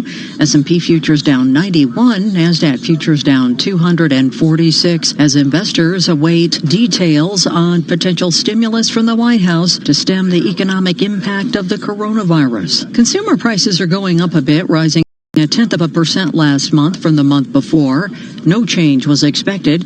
Year over year, prices are up 2.3%, and that was a little bit more than estimated. Pepsi is buying the energy drink maker Rockstar for almost $4 billion. The American Dream Mega Mall just can't catch a break. The massive new mall in northern New Jersey has had 2 decades of setbacks and false starts. And now the March 19th grand opening of the mall and its water park comes amid the deadly coronavirus outbreak and a growing concern of being in crowded spaces.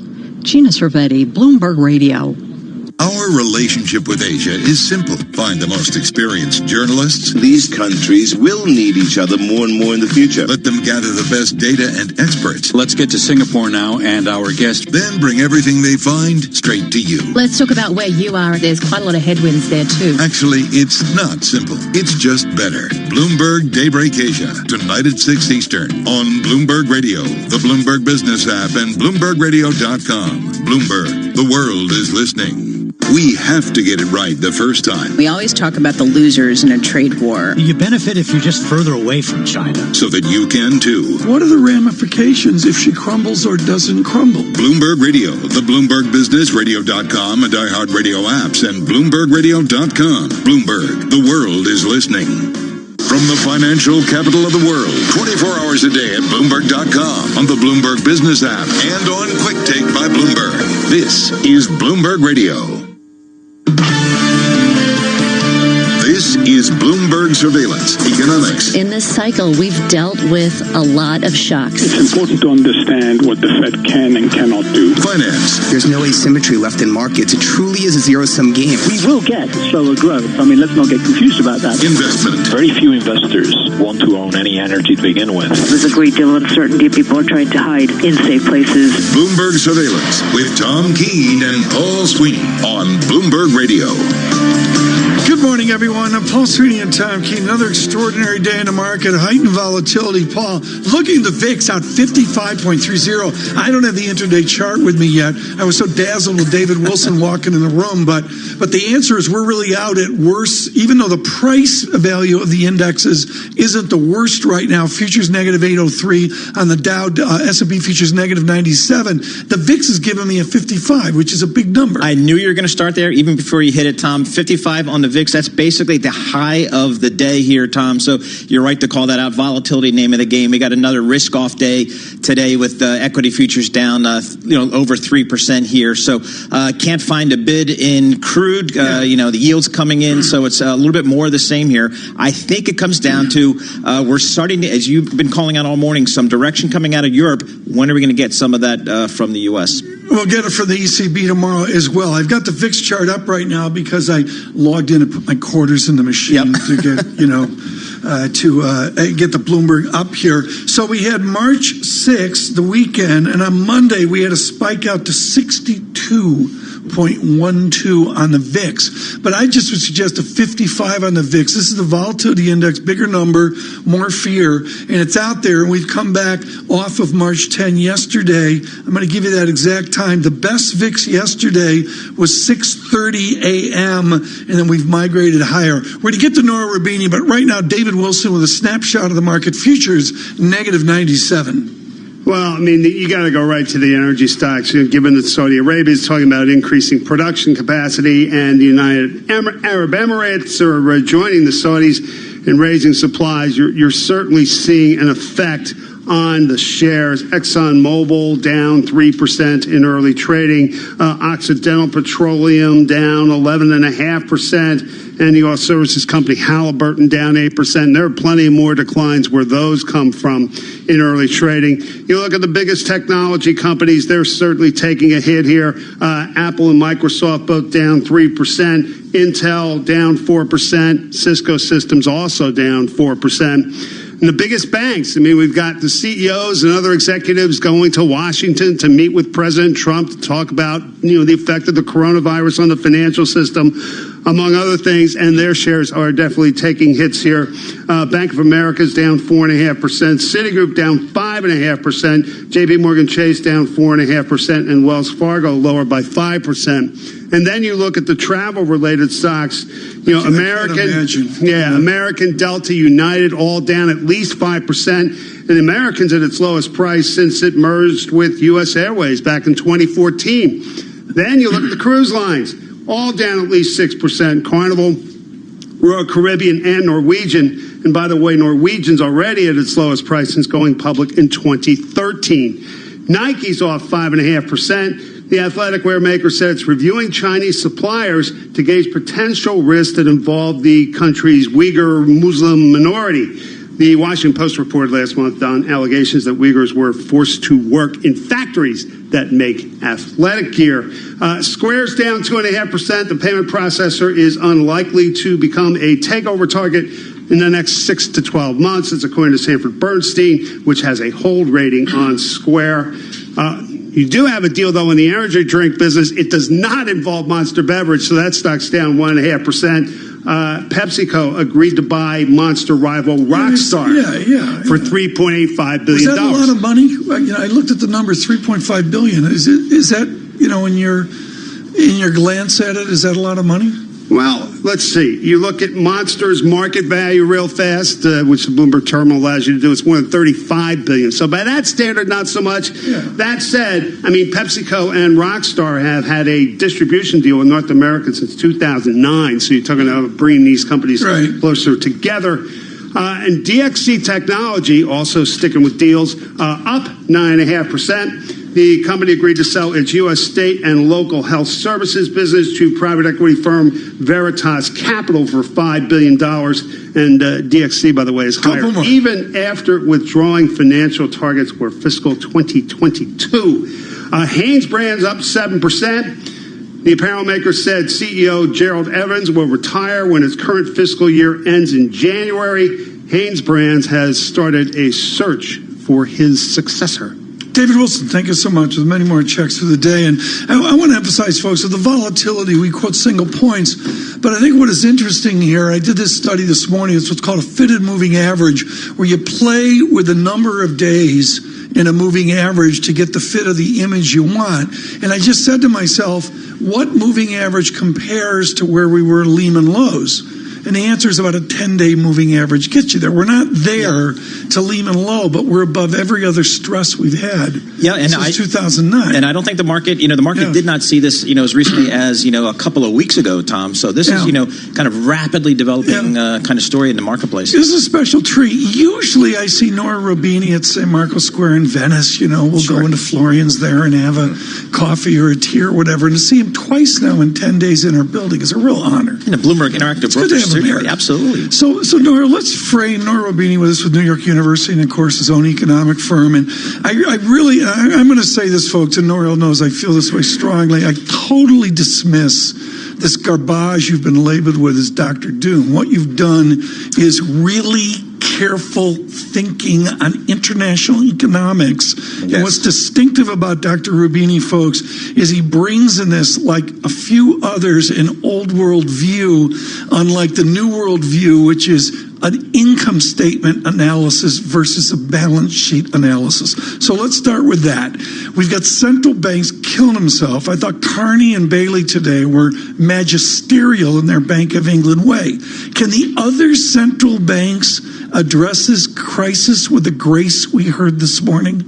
Well, every central bank in advanced economies and also in emerging markets are going to take action.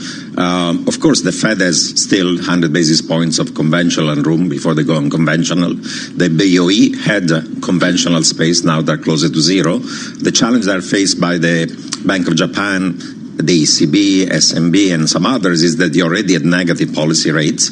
And I think that both the BOJ and ECB are going to go slightly more negative. They're both already doing QE, and they're going to do more QE. But then the question is what else you can do. And I think that each one of the central banks needs to do something to address the problem. There'll be liquid, but illiquid but solvent SMEs might be in trouble. So you have to have a specific targeted credit facility. Right. ECB is going to start by doing a tweak to a TLTRO. So if the bank lend more at, say, SMEs that are in stress, then they can borrow at below depo rate. So something along those lines. I want to cut to the chase here, which is Madame Lagarde, the lady from France, has to get those like Axel Weber, Otmar Issing and others, all that heritage of Germanic banking, she's got to get them on board tomorrow. How do you convince Germany, even with Merkel's statements of the last 48 hours, how do you drag Germany into a Carney Bailey Chancellor of the Exchequer solution? How do you get there in the next 24 hours? I think she's going to be able to do it because actually the new member in the board of the ECB from Germany is a dove, Isabel Schnabel. The Germans decided not to go for another hawk. I think that everybody realizes there is a serious problem in the Eurozone, that the fiscal response is going to be first asymmetric at the national level rather than coordinated. So first line of defense is still monetary policy, and I think she can make a strong case that unless you act and surprise the market on the upside, market going to be sharply down. And actually Europe and the Eurozone is at greater risk currently than the United States. So she's going to get the cut in the deeper rate, she's going to get the increase in the QE, and she's going to get also the tweak in the TLTRO. But even that is not going to be sufficient. We're going to be getting to the point in which she's asking for fiscal action, and then you're going to get effectively some version of helicopter drop of money. I mean, it used to be called MMT, then helicopter drop, then people's QE, but now it's become totally mainstream. Bernanke is in favor of it, Ray Dalio is in favor of it, BlackRock and Stan Fisher in favor of it, and they call it coordination of monetary and fiscal policy. What's the coordination? It's the same thing as QE. The only difference is in QE, you buy the bonds in the secondary market after the fiscal deficit, while in MMT or in helicopter drop, you buy it in the primary market. We're doing MMT right now. Yeah, we're doing Stephanie Kelton economics right now. We're doing MMT, but we're going to call it coordination of monetary and fiscal policy. I just want to suggest, this is really important, Paul. Jump in here, Paul. Rubini starts talking and futures improve by 10 points. Well, of course they do. Just like that. It's amazing. So, Professor, what do we need to see coming out of this Trump administration in terms of fiscal response here? We've had the Fed with the emergency cut. Expectations are going to cut more at the next meeting. What do we need from the fiscal side out of the U.S. government? Well, you know, Trump would like to have essentially the payroll tax suspended until the election. That's not going to happen. The payroll tax provides $1.2 trillion of revenue for the year, and it's financing Social Security, Medicare, and so on. You cannot create such a hole into Social Security, Medicare, because every time the Republicans suggest that, the Democrats are going to say, no, this is just a trick to cut it permanently, and then we have to cut the benefits. So they're not going to go for it, and you don't need that one. One, because it's too large. Two, it's not targeted. Those who are actually employed, who are paying the payroll tax, are going to be at some risk, but big firms are not going to fire right and left. What's going to happen is that people that are hourly workers, the gig economy, all these people are officially contractors, but they're working for firms, undocumented workers, those that are partially employed, those are going to be the ones that are getting their incomes and jobs lost. They don't have Social Security, they don't have payroll taxes, they don't have unemployment benefit, they don't have sick leave pay, they have nothing. And therefore, if you want to care about the real people who are going to suffer, you have to do something targeted for them. Doing the payroll tax is nonsense. It's total nonsense. Are you running for office? No, I'm not running for office. I'm asking what is, if you want to help the economy, what you should be doing, as opposed to just doing something that's politically cheap. Professor Rubini fired up today. We're going to come back and continue this discussion with Nora Rubini.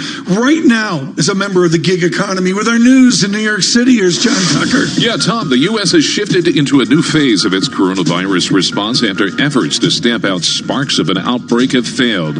Authorities are now focusing on limiting the damage. We're in a containment in certain areas. I would say in general, we're in a containment blended mitigation. In some areas, we're in high mitigation. Dr. Robert Redfield is head of the Centers for Disease Control and Prevention. Following a congressional hearing, America had lost valuable time tracking the virus. New York officials shuttering schools and houses of worship for 2 weeks in New Rochelle and sending the National Guard there to help respond to what appears to be the nation's biggest cluster of coronavirus cases. A measure of U.S. home refinancing applications soared to the highest level since April of 2009. That's a sign that some American homeowners may see a silver lining in the coronavirus outbreak that's battering the economy and markets. And Joe Biden has opened an all but insurmountable lead over Bernie Sanders in the race for the Democratic presidential nomination as the party's voters increasingly turn to him as the candidate they believe is best equipped to take on President Trump in November. The former vice president swept to convincing victories in Missouri, Mississippi, Idaho, and most importantly, Michigan. The state was the biggest prize of the night. Bernie Sanders, late this morning, was declared winner in the North Dakota caucuses. Global News 24 hours a day. On air and on Quick Take by Bloomberg, powered by more than 2,700 journalists and analysts in more than 120 countries. I'm John Tucker, and this is Bloomberg. Paul. John Tucker, thank you so much. We are 17 minutes before the cash open here on this Wednesday. Let's get you a data check here. S&P futures down about 87 points near the low of the morning. That's about 3%. Dow futures down 730 points. That puts you at 24,121 on the Dow. NASDAQ off 225 points, 2.7% on NASDAQ. Treasuries, looking at the 10-year Treasury yield up 1 full point, bringing that yield back down below 0.7%. Wow, on the 10-year. Looking at crude, cannot find a bid for crude. WTI, West Texas Intermediate crude down 3.8% to $33 a barrel. This is Bloomberg. Asset managers who seize change to launch new strategies, add distribution channels, or exploit new technology to re-engineer the investor experience are often rewarded. However, in an industry paralyzed with complexity, few act with agility or decisively.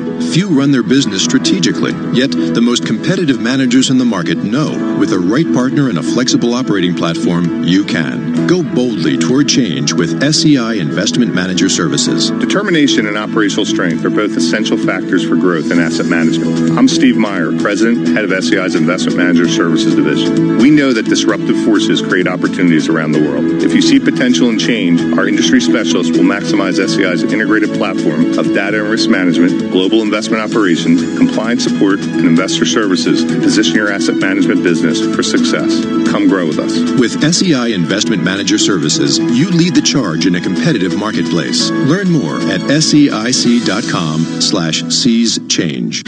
Business is constantly evolving. Is your financial printer evolving to keep ahead of the curve? At Command Financial, we are redefining financial printing by providing industry-leading expertise, leveraging technology, and honing processes and best practices.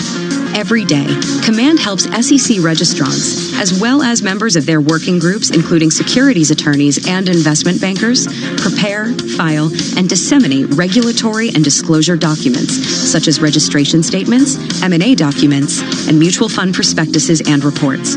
Command provides a full range of services to help you effectively complete your deal, meet your disclosure requirements, and achieve your shareholder communications objectives. Visit our website at commandfinancial.com and learn how we're evolving, not only with the times, but also with your business requirements. Command Financial, redefining financial printing. Influence. Hey, have you heard? The Mayor of London has launched his latest van scrappage scheme to help tackle London's toxic air. Small businesses or sole traders like me with a polluting van could now get £7,000, which you could use to trade up to a Euro 6 vehicle. And you could get an extra £2,500 towards running costs if you go electric. The scheme is now even easier to qualify for, and it's open to any businesses with up to 50 employees, like mine. So, I'm going to search TfL scrappage to see if I'm eligible and apply. You should do the same. To the Mayor of London and TfL, every journey matters. Matt Letizia, what did you make of that performance today? Well, it really was a game of two halves, to be honest, Jeff. Leicester came out in the first half really... Letiz? What's up, Jeff? Run for it! What the... Move over, football. Cheltenham coming through. And Sky Bet are on the charge with a roaring first race special every day of the festival. Sky Bet, that's betting better. Applies to first bet on the first race at Cheltenham on the main race market only. Place terms apply. Eligibility restrictions. Offers vary each day. Check site for details. T's and C's apply. 18 plus. BeGambleAware.org. Treasury up 1, the yield 0.70%. Yield on the 2-year 0.41% and the 30-year yield 1.21%. NYMEX crude oil is down 3.6% at $1.23 to $33.13 a barrel. COMEX gold is up 0.3% or $4.70 at $16.65.10 an ounce. The euro, 1.1339 against the dollar. The yen, 104.55. And that's a Bloomberg Business Flash. Tom and Paul. Karen, thank you so much. Again, futures improved, negative 95, negative 83 right now. We're watching the VIX up 7 big figures as well, 54.30. It is a fired up Nora Rubini with us today. His book of a good decade ago was outstanding. Is there a book coming up here? I'm thinking about writing a new one, but it's going to be out next year. Okay, very good. There's a break exclusive from Bloomberg Surveillance. One of the great themes we've had here over the last number of weeks is a team that has just been dedicated and folks really working 7 days a week to get us voices. And one of the voices was Jeffrey Curry of Goldman Sachs on oil, who was out front of an oil war of Saudi and Russia. And then was with us again today, and with his microeconomics from Chicago was just prodigious on these demand and supply shocks that we see. Let's discuss this now with Nouriel Roubini. And the backdrop for me on this, Nouriel, is a visceral feeling of the old world of Saudi Arabia taking on Russia. What's your take on how anyone would take on Russia? Is it doable for Saudi Arabia to actually go after Mr. Putin on oil? Well, Saudi Arabia is going after Russia, but is also going after the U.S. shale producers. Both of them are a threat to Saudi Arabia.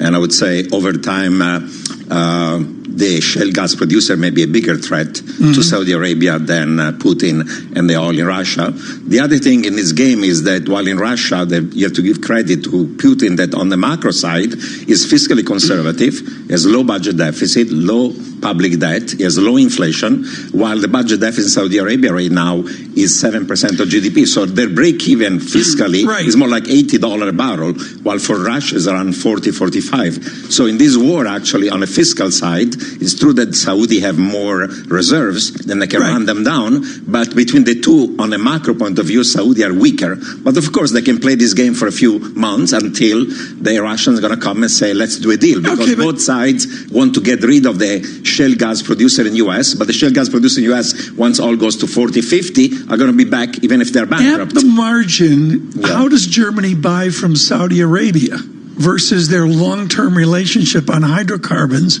with Russia? Well, they have to diversify, and they've decided to phase out essentially coal. So they're going to do more renewable energy, but definitely they need still oil from the Middle East, and they need gas from Russia. So for Germany, there's no other option. Absolutely so. So if we're lower oil for longer, what does that mean, for the overall global GDP picture? Because you compare that, you weigh that against the issues presented by the coronavirus on the demand side.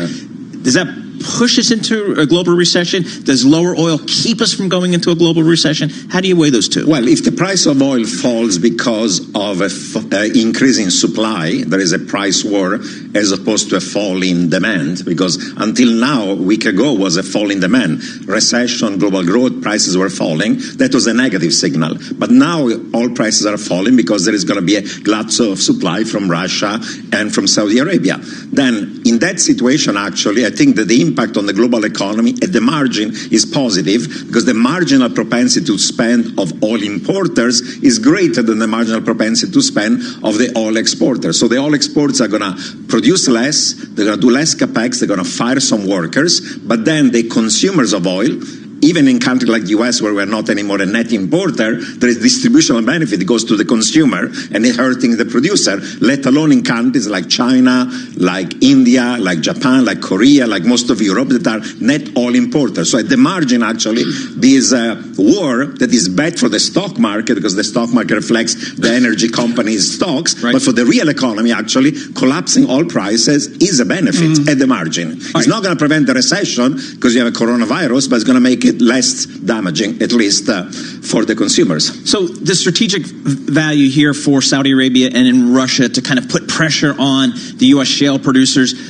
that will happen. We've seen the balance sheets for those shale producers, not good. So there's a lot of credit issues here. But as soon as oil, as you say, oil comes back to $40, $50 a barrel, Wall Street's going to come right back to the shale patch, and we're going to have those guys start back up in a year or two. I mean, so strategically, the oil's in the ground.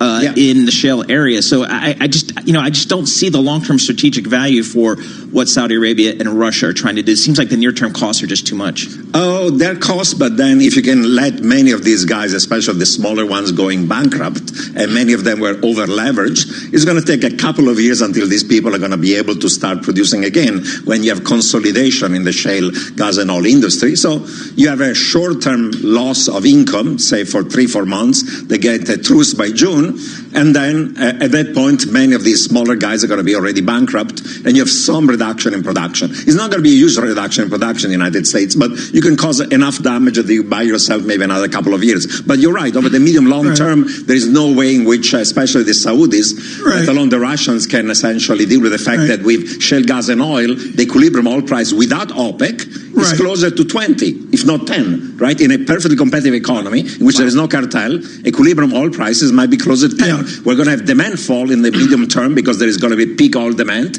and therefore oil prices have to be lower. Nouriel, I got 1 minute left. More than anybody I know, you know Milan. You were Iranian, Turkish. You ended up in Milan. For 20 years. Synagoga Centrale, the whole Jewish sense of Milan as well. What do you? How do you synthesize a lockdown in your Milan? Well, it's terrible. I saw a video essentially of Piazza Scala and Via Manzoni totally empty, deserted, like a total desert. But I think that the Italians are doing the right thing. They're finally doing what China did. Because in the US, we are actually fudging it, pretending that it's not spreading, and it's going to get worse. In Italy now, they're going to realize they have to do what China did. Total quarantine. You're going to collapse the economy for a quarter, but if you can stop the contagion, then the economy is going to recover with the monetary and fiscal stimulus. If instead you fudge it, you kick the can down the road like the US, it's going to explode in your face. So in the short term, the economy is weakening less, but over time it's going to weaken more. So the Italians now are going China, while we're still doing what Italy did a month ago, and that's a mistake in the U.S. Nouriel Roubini, thank you so much, of course, with New York University and his economic work worldwide. Look, he popped futures 20 points. Minus 95, minus 76 right now. It's a miracle. It's a miracle. It's a magic chair. I don't take blame nor credit. And I never trade. But when it's your blame, when it's your blame, all your detractors will let us know about that. Nouriel Roubini there on International Economics. I'm truly, Paul, an historic day. I thought, Paul, it was extraordinary, the cogent sense from Carney and Governor Bailey. That's leadership, Tom, I think. Futures, negative 72. Stay with us worldwide. This is Bloomberg. Why is delivering the best client experience a top priority at BNY Mellon's Pershing? Michelle Feinstein, Director of Client Engagement, explains. Today's investors want a financial relationship that's on demand, customized, and leverages the latest digital technology. At BNY Mellon's Pershing, helping advisory firms and broker-dealers create great experiences for their clients is our priority. Through our integrated wealth experience, we give you a high-touch service, flexible technology choices, and expert insights, so you can deliver a highly personalized experience to your clients at every step, from onboarding to wealth planning, to performance analysis and more. And because we're part of BNY Mellon, you'll benefit from more than 230 years of strength and stability. At Pershing, we're personally invested in your success. Visit Pershing.com to learn more about Pershing's integrated wealth experience. Pershing LLC and Pershing Advisor Solutions LLC are both members of FINRA and SIPC. Message and data rates may apply. T&C and privacy terms can be found at babbel.com/terms. Please don't text and drive. Have you wanted to speak a new language, but you thought it'd be too hard or take too much time? Then try Babbel for free by texting EXPLORE to 64,000. In just 15 minutes a day, you'll be on your way to speaking a new language in just a few weeks. And right now, you can try Babbel for free. Babbel starts out teaching you words and phrases by matching them with pictures. You won't believe how easy the interactive program is. Soon the sentences get a little bigger, and before you know it, you're having simulated conversations voiced by native speakers. And because Babbel is crafted by language experts and uses the spaced repetition method, in just 10 to 15 minutes a day, you'll be speaking the language of your choice with real confidence. With Babbel, you can speak a language. Just text EXPLORE to 64,000 and start your first lesson in the language of your choice for free. Download the Babbel app or text EXPLORE to 64,000 and try it for free. Text EXPLORE to 64,000. They call me the drum guy, being around London. one gig to another. I carry my tom-toms, bass and stalls, snares and cymbals, hi-hat. Won't mind a helping hand while I board a taxi. That's why I choose Ola. With driver's quality assessed by DriveTech, ride the change with Ola. Download and sign up now. Enjoy no surge pricing until the 12th of April.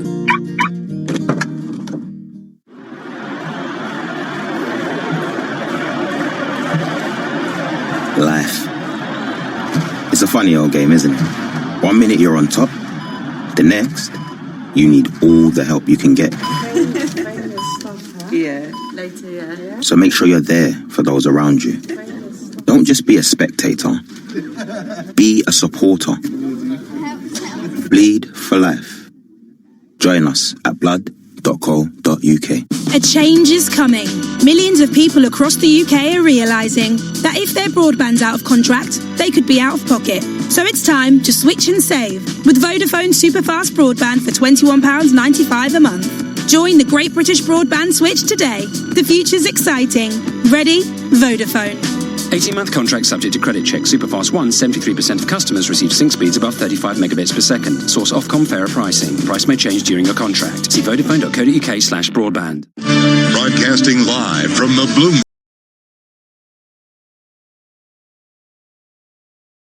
Interactive Broker Studio in New York. Bloomberg 1130 to Washington, D.C. Bloomberg 99.1 to Boston.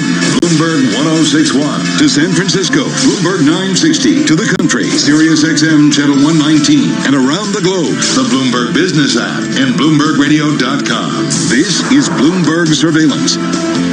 Good morning, I'm Karen Moscow along with Tom Keene and Paul Sweeney, and the opening bell brought to you by SEI. With a 50-year history of innovation, SEI's outsourced solutions help achieve lasting success for investment managers, asset owners, private banks, and independent advisors. Learn more at SEIC.com. The S&P 500 lower at the open, down 2.6% or 74 points at 2808. Dow Jones Industrial Average is down 2.7% on 689 points at 24,325. And the Nasdaq's down 2.4% or 200 points to 8142. 10-year Treasury up 29 seconds. The yield is 0.70%. The yield on the 2-year, 0.42%. NYMEX crude oil down about 3% on $1 to $33.34 a barrel. COMEX gold is up almost 0.1%, up $1 to $16.61.40 an ounce. The euro 1.1341 against the dollar. The yen at 104.67. Tom and Paul. Karen, thank you so much. What a joy to have Nora Robini with us, and again, Philip Hildenbrand with us yesterday, and Jeffrey Curry, Goldman Sachs on oil here earlier. Oil having a tough day of it, 33.25 West Texas, Brent $36 a barrel, down about $1 as well. We now turn to the equity markets. We've had the great privilege of having Ben Laidler of Tower Hudson with us here twice over the recent weeks, and we get a redo on someone more than anyone we know nailed the fear of the end of December of 2018. Ben, I'm thrilled to have you with us in the sense of measuring and gauging the fear right now. How is the sweat right now different from what you had to write against in December of 2018? Yeah, this is obviously more complicated, right? I mean, we've got to have a double whammy this time of the coronavirus, which is sort of by definition a lot less quantifiable, and this sort of oil price shock. I mean, back at the end of 2018, the Fed was, on the verge of making sort of quote unquote a policy mistake, and obviously, they have the ability to sort of unwind that, and they did. And this time it's a bit more complicated. What we're looking for. I think that short-term buy signal is a capitulation of sentiment, and I think we're getting there, but I don't think we're there yet. I mean, the VIX, where it is close to all-time highs. The put-call ratio is well over 1. I mean, those are really stressed levels. Right. What you haven't seen capitulation of yet is fund outflows. You've had 2 weeks of strong outflows, but after a number of weeks of inflows. And retail sentiment. I mean, individual investors are really hanging in there. I mean, according to the AAI survey, 39% of them are still bullish. The low there was 20% in Q4 18. So I think sentiment's definitely deteriorated a lot, but I don't think you've seen that sort of capitulation. And the other thing I would just add is, when you look at the sort of history of corrections going back sort of 30 odd years, it's 19% over 17 weeks. And right now, let's say we go down 2% today, that'll take you to 17%, but only over 3 weeks. So again, getting close, but I don't think we're there quite yet, unfortunately. Paul Sweeney, that's brilliant to drive. Is Mr. Laidler does there is not only the magnitude of the move, but he's on the x-axis with that 7 weeks. Yeah, with the time there. So it's interesting, Ben. I mean, how much do you think we need, some type of real cogent kind of fiscal stimulus out of the U.S.? How much does the market need to hear and see something along those lines before it can really try to find a bottom here? Yeah, I really think that's important, right? This is all about the sort of stall speed on growth. Central banks have been pretty quick off the mark here, whether it's whether it's the Fed, the Bank of Canada today, the Bank of England, and this sort of collapse in inflation expectations that you've seen is giving them room for more. And we've got the ECB tomorrow, and they'll cut as well. But I think the fiscal response has been very slow. Markets are sort of keenly aware of that. I mean, recession fears are alive and well. We've talked, before about how relatively little policy flexibility central banks have. Governments have a lot more, and they need to start delivering. I mean, Hong Kong's giving money to people, cash handouts, stimulate the economy immediately. I think this sort of talk of payroll cuts in the US is just a bit. A bit small and potentially a bit late. I think we need to be looking for more. Yeah, so I mean, again, quite a similar. Remainder of 2020, maybe into 2021. Do you have a recession outlook baked in? Yes, I think that recession probability is certainly through the sort of market indicators is up at sort of 40%-ish right now. I mean, I do think that's probably a bit high. I mean, structurally, I think we're positive here. We don't think there's no reason for us to have a recession. Let me put it that way. I think central banks are responding, but you do need the fiscal response, and markets are markets are very sensitive. I do think we're going to get it. I mean, the mood music, whether it be from the US, whether it be from Europe, whether it be from sort of parts of Asia, definitely we're heading in that direction. And again, I think we'll get it, but we haven't had it yet. If you're just joining us, Ben Laidler with us with Tara Hudson. What he does is research, folks. He goes out and after big bank research for years and years, provides a bridge here, if you will, between institutional world and all their different voices that they deal with every day. Ben, I was thunderstruck today in my Anglo ignorance over the grace of Governor Carney. I thought his final paragraph was elegiac, and I thought that Governor-designate Bailey, who we know quite well, really took the high road as well. Does that mean Ben Laidler goes long footsie here just based on the central bank performance of the day? I would say not just the central bank performance. I mean, I would say, not to bang the UK's drum too much, but, this is the one place where you have had a policy response, both from the central bank, but also today in the budget, a pretty stimulative budget. UK government sort of beginning to respond here, and I would hope that you begin to see sort of similar moves get gradually rolled out, across the world. And I think markets would take that very well. And I do think, maybe to look forward a little bit, I do think we're being set up for a very big rally at some point later this year. I do think the combination of this policy stimulus, which is building, whether it be fiscal or monetary, a big consumer follow through, I think, from lower oil prices. I mean, that's a big redistribution, obviously, from oil producers to oil consumers. But the consumer's the key linchpin here, which is getting quite a big stimulus.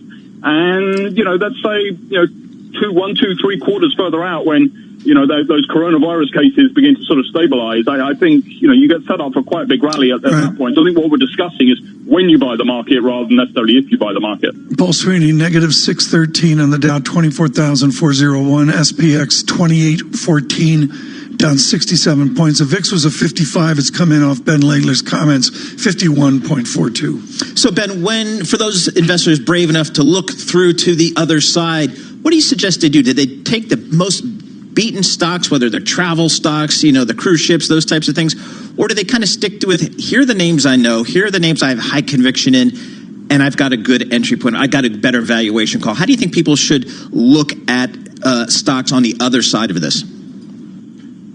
Yeah, I think at this point it's a little bit early. So we're reasonably defensive, right? We like the US, we like tech, but if you want to add a little bit more risk to that portfolio, the things that are screening, they're a bit more cyclical, but are sort of screening reasonably well.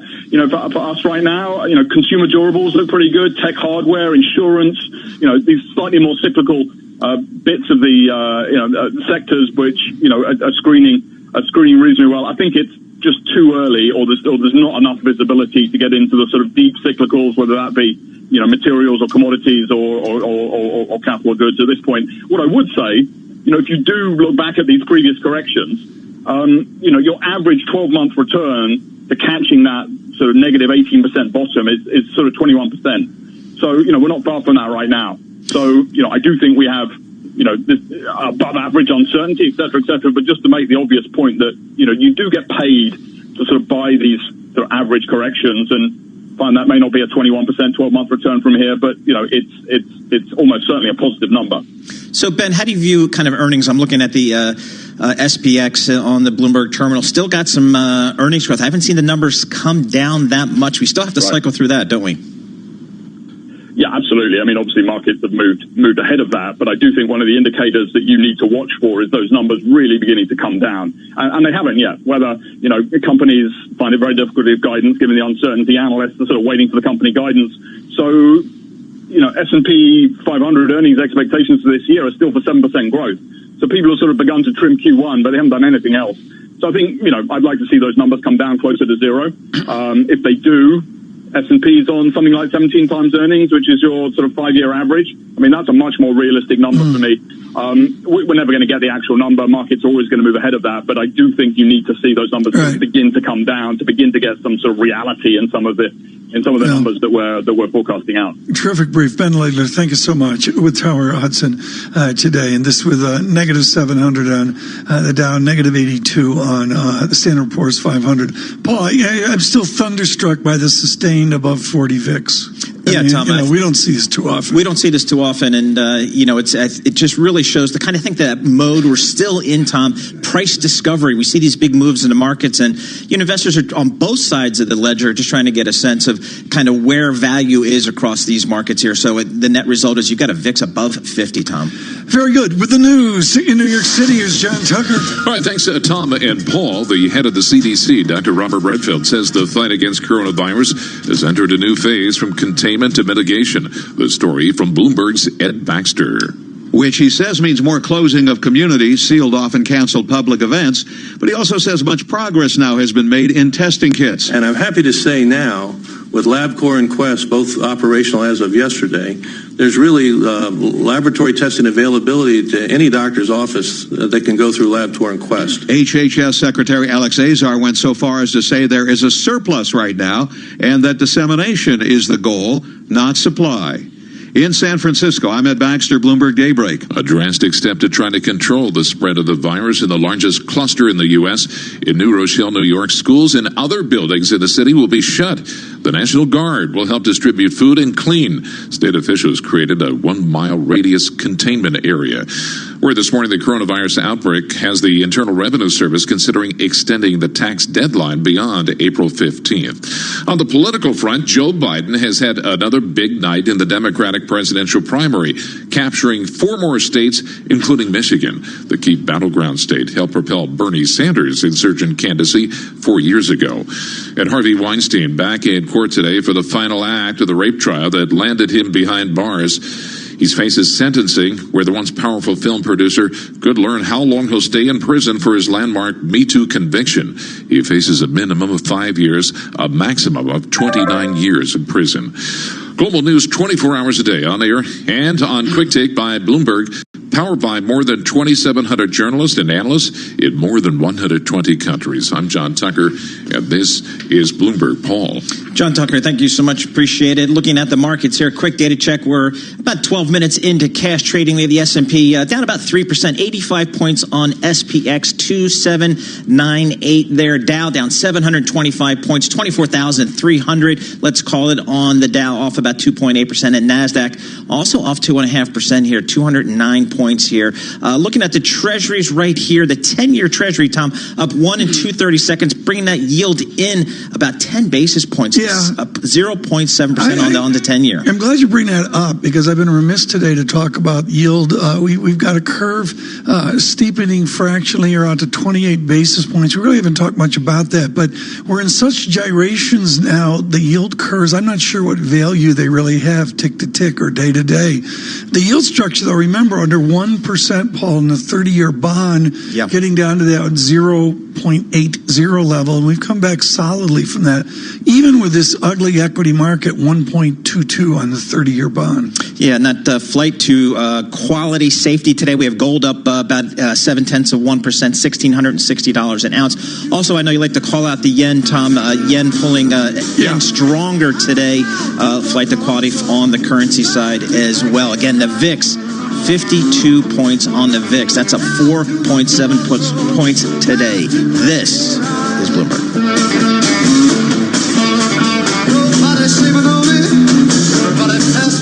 This is a Bloomberg Pursuits look at luxury. Italy's on lockdown. Ireland has canceled its St. Patrick's Day parades, and there's pressure from the NBA to have its teams play games without fans in the room. In short, coronavirus continues to upend everyday life and the portfolios of the world's wealthiest. For example, oil magnates Harold Hamm and Jeff Hillenbrand fell off the 500-member Bloomberg Billionaires Index. All told, the world's 500 richest people lost a combined $238.5 billion on Monday, the biggest daily plunge since October 2016.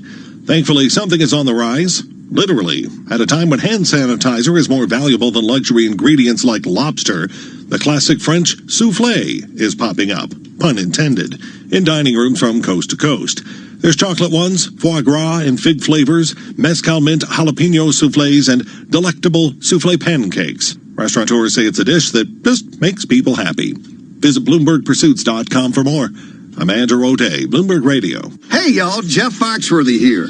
Now, if you've ever found yourself repeating the same thing over and over for 75 years, you might be Smokey Bear. Only you can prevent wildfires. That's why I'm filling in for Smokey to switch things up, because there's a lot more to say. And I should know because my grandfather was a firefighter. And one of the things he taught me is that the people that love the outdoors the most are often the ones accidentally starting wildfires, which means always BYOB.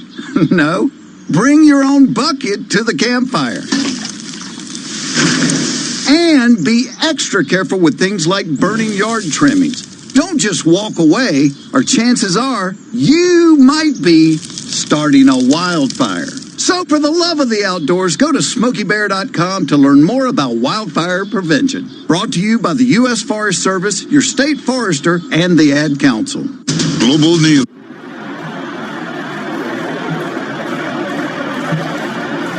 Life. It's a funny old game, isn't it? 1 minute you're on top, the next, you need all the help you can get. Yeah, later, yeah. So make sure you're there for those around you. Don't just be a spectator. Be a supporter.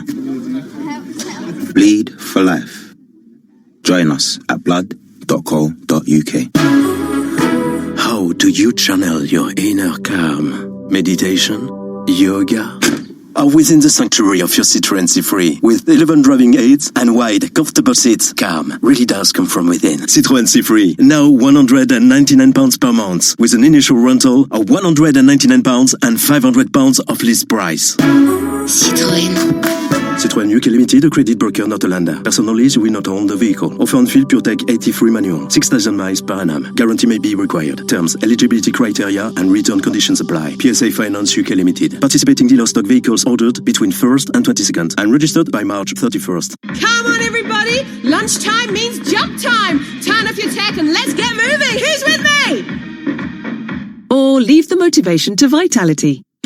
With our health insurance, you could get the Apple Watch Series 5 to help set your goals. From just £99 up front with nothing more to pay if you stay active. Search Vitality Health. Life's better with Vitality. Upfront payment varies starting from £99, 18 plus selected models only. 24-month credit agreement, variable direct debit. Available on certain Vitality plans, minimum premiums, terms and exclusions apply. Markets, headlines, and breaking news 24 hours a day at Bloomberg.com, the Bloomberg Business app, and on Quick Take by Bloomberg. This is a Bloomberg Business Flash. And I'm Karen Moscow, and U.S. stocks are moving lower once again, and European equities trimming a rally.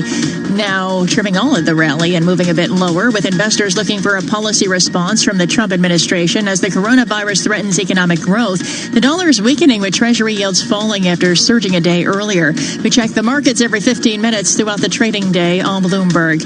Right now, the S&P 500 is down 2.9%, down 82 points at 2798. The Dow Jones Industrial Average down 3.1%, down 784 points at 24,233. And the Nasdaq's down 2.6%, or 219 points to 8123. The Stocks Europe 600, it is moving around this morning now. Little change. The DAX in Germany, it's up about 0.3% right now. 10-year Treasury up 1 6/32, yield 0.68%. The yield on the 2-year 0.41%. NYMEX crude oil is down 2.8% on 96 cents at 33.41 a barrel. COMEX gold is up 0.1%, up $2.10 at 16.6240 an ounce. The euro 1.1340 against the dollar. The yen at 104.66. And that's a Bloomberg Business Flash. Tom and Paul. Thank you, Karen. Thank you so much. Negative 771 on the Dow. The VIX 52.62. We welcome all of you. Sirius XM, Channel 119 in Boston, in New York, and Washington. 960 the Bay Area, early San Francisco, all of you on our digital product. And we really emphasize that for those of you working at home, iHeartRadio, Bloomberg.com. There's like 14 ways to hear us. Radio.com. Yep. Yeah, you know better than me, Paul. I mean, just search us out, and we're thrilled to give you some market view at home if you're doing that. This is a real treat. And, and the way Walter Cronkite would do this is go from Detroit, Michigan, north to Downs Market on Mackinac Island. David Weston with us here as we look at Michigan in particular in yesterday's sort of Super Tuesday. David, let's review this back to Governor Romney of another time. My governor. Where Michigan, that's right, the great northwest of this nation, Minnesota and Wisconsin and Michigan, it's always been important, and it was so critical. Tipping point in 2016. Did you see your Michigan being the decisive factor? Did you see that coming? I would not say that, Tom, but around the newsroom, I kept saying, I think Michigan could vote for Donald Trump. And people said, oh, that's impossible. It couldn't happen. I said, no, you got to remember, Michigan is an unusual state, and it's been through an awful lot. Go back to George Romney. Yep. George Romney came out of the auto industry. There was a day that we were bestride the earth. The auto industry in Michigan really ran the place. Those days are long gone, and there are a lot of hurting, resentful people in the state of Michigan saying, you left me behind. So we got two old guys doing this, the proven populist Donald Trump, Mr. Biden doing better than good in your Michigan. Yesterday, what is your perspective on the Trump populism versus the Biden inside establishment guy? Well, the big question in Michigan, and I think we shouldn't leave out Wisconsin and Pennsylvania as well. Yes. All those are going to be critical states, I think. The big question is, will they perceive that President Trump delivered on what he promised them? Because he made them a lot of promises when he was going against Hillary Clinton. He said, I'm going to treat you with respect. We're going to bring all those jobs back for you from Mexico.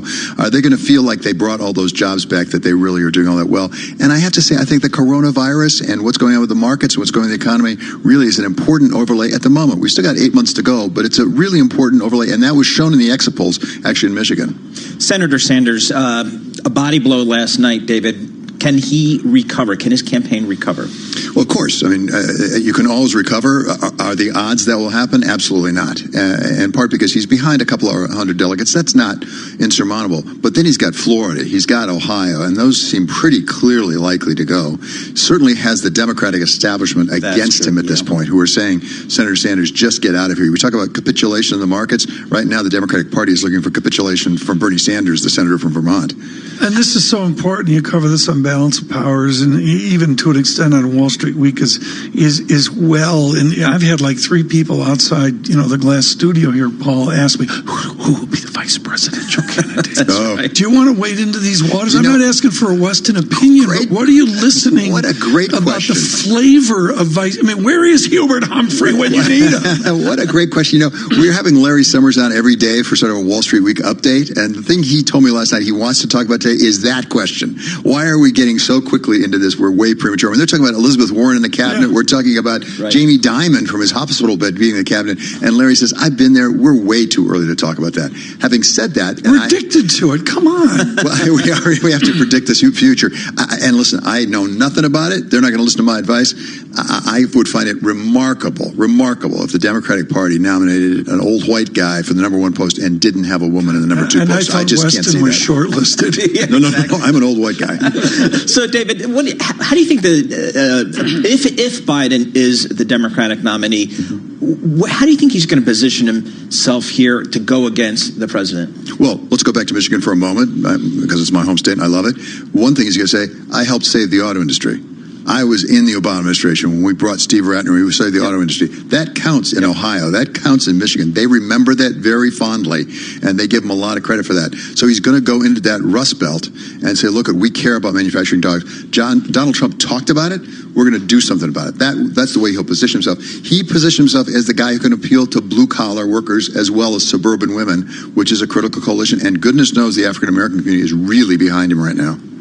Balance of power coming up today, David. What do you have for us? Well, we've got Jim Messina talking with Rick Davis from the two sides of the aisle, which is a great treat. Jim Messina, of course, ran Barack Obama's campaign in 2012 and was deputy chief of staff for the President Obama, and Rick Davis ran John McCain's. And they're old buddies, and they're from the other side of the aisle, and they're going to take us through all this. We also have Donna Shalala, remember her? Yes, former HHS secretary, now in the Congress. We're going to have her, and Senator Tom Carper from the state of Delaware. We're going to talk to him about, okay, what is the fiscal stimulus really that would be practical? And we're still waiting for them. I mean, that's the I think that's a big issue. Today. By the way, the UK showed us they can do it. They can do it. A sophisticated guy like you like missed the dialogue, and this is this dukedom that we've got here as well. Can you explain to me how Michigan State has put it on in basketball this year versus Michigan? Boy, Michigan State looks really good. I saw them beat Ohio State over the weekend, and they're looking really good right now. And they've got that point guard. They've got one of the finest point guards in the country. Come on, Lansing, they play with a grit rarely seen in Ann Arbor, right? They are a land-grant school, after all. They are a land-grant school. Here we go. Here we go. This is like Texas A&M. I mean, Michigan State, they always have a certain anger about them. Well, they've got a great veterinary program at Michigan State.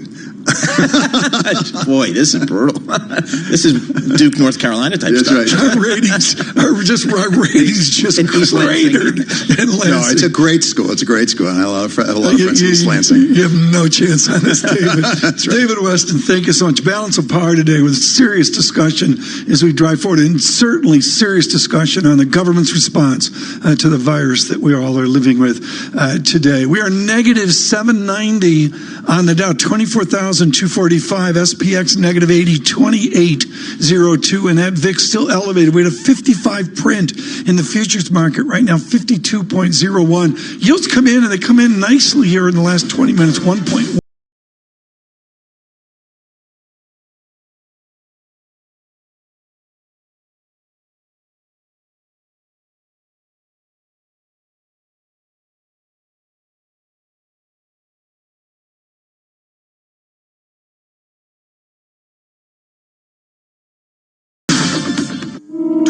Years ago, NJIT graduate Dick Sweeney co-founded Keurig Green Mountain, a company whose incredible innovations changed the way the world brews a cup of coffee. Today, he lectures widely. Night is still young, but a little late to get into the wrong ride, don't you think? That's why I choose Ola. With secure start codes unique to every user, there's no way anyone can ride a car that's meant for you. Good night. Ride the change with Ola. Download and sign up now. Enjoy no surge pricing until the 12th of April. Welcome to Costa, the nation's favourite coffee shop. What can I get you? A flat white, please. And would you like to enter the 10 million point Costa Coffee Club giveaway? Yeah. And collect points towards free coffees and treats in store. Thank you. You're welcome. Registered Coffee Club members only, 18 plus, GB only, excludes Northern Ireland. Purchase required, 9th of March to 5th of April. The question, what is your favourite branded coffee shop, was asked. See costa.co.uk for full details and T's and C's. At the Bank of Santander, they've created Stan, a smart bot that can predict the future of remortgaging. All right, Stan, will my mortgage rate go up? 1955 was the last time Newcastle won the cup. No, try not to mumble. Playing, let's get ready to rumble. Meanwhile, at Santander, they can't predict your future, but they'll help help secure it with great mortgage rates fixed for up to 10 years. See what's possible at Santander. Early repayment charges apply. Lending subject to status and criteria. Your home may be repossessed if you do not keep up repayments on your mortgage. Hey, have you heard? The Mayor of London has launched his latest van scrappage scheme to help tackle London's toxic air. Small businesses or sole traders like me with a polluting van could now get £7,000, which you could use to trade up to a Euro 6 vehicle. And you could get an extra £2,500 towards running costs if you go electric. The scheme is now even easier to qualify for, and it's open to any businesses with up to 50 employees, like mine. So, I'm going to search TfL Scrappage to see if I'm eligible and apply. You should do the same. To the Mayor of London and TfL, every journey matters. At Asda, with our great range of beers and cider, it looks like you're hosting. Get 2 packs for just £18 or just £10 each. Like 12 bottles of Corona or 10 cans of Copperberg Cherry. Cracking brands, refreshing prices. Don't compromise. Asda. Save money, live better. Selected stores subject to availability. Offer ends 18th of March. 330 millilitres each. Drink aware. Fillet of fish from a dish. Share box and evening frocks. Big Mac down a cul-de-sac and even under a drying rack. Veggie deluxe and power cuts. Medium fries in rainy skies. Or maybe cheeseburgers in the bath. How daft. Wraps through cat flaps. Nugs on rugs. Or perhaps a McChicken sandwich to the river. Because now we deliver. Download Uber Eats and enjoy McDonald's at home. At participating McDonald's, see mcdonalds.co.uk/McDelivery to see if there's one near you. Serving times and delivery fee apply. See Uber Eats app. The moment you realise you've drilled through an electric cable. The moment you realise that doesn't just mean no telly on the wall, but no telly full stop. The moment you realise you've got British Gas Home Care. And not just your electrics, but your plumbing, heating and drains are all covered. So the moment you've got a problem, make it our problem. British Gas, here to solve. Search British Gas Home Care. 24 hours a day at Bloomberg.com, on the Bloomberg Business app, and on Quick Take by Bloomberg. This is Bloomberg Radio. This is Bloomberg Markets with Lisa Abramowitz and Paul Sweeney. Is there any bank right now in the U.S. that you think is a buy? Do you think Chairman Powell has lost the market? Jeff Bezos is no dope. What's the big ka-ching? The big question, I think, for investors is free cash flow. Breaking market news and insight from Bloomberg experts. The U.S. tariffs actually hurt both China and the U.S. Large strategics are looking to either buy or invest in innovation. Soybeans and corn have been basically at or below the cost of production for about 4 or 5 years. What we see more bonds, more yield. This is Bloomberg Markets with Lisa Abramowitz and Paul Sweeney on Bloomberg Radio. What do we see? More red and more red. Coming up on Bloomberg Markets, we'll be talking about the market sell-off. What is the response that is expected out of Washington, D.C.? Plus, Boeing already hammered from a number of issues, taking another hit today after reportedly planning to draw down the full amount of a massive loan. We'll discuss the details of this Bloomberg scoop. Right now, though, let's get the numbers. Greg Jarrett has that for us with more. Greg. It's sell, Lisa. Selling U.S. stocks has resumed, and European equities have reversed rallies, with investors hoping for a policy response from the Trump administration as the coronavirus threatens economic growth. The dollar's weaker and Treasury yields are down after surging yesterday. This flash is sponsored, by the way, by New Jersey Institute of Technology, ranked in the top 2% of universities nationally for mid-career earnings from their graduates. Learn more at njit.edu. Andrew Sheets at Morgan Stanley tells Bloomberg that even without the virus and the oil price war, things were not all that rosy to start with. Even before these events happened, there were signs that the economy was late cycle, that not all was well. The yields were falling. The yield curve was flattening. Defensive assets were outperforming more cyclical ones.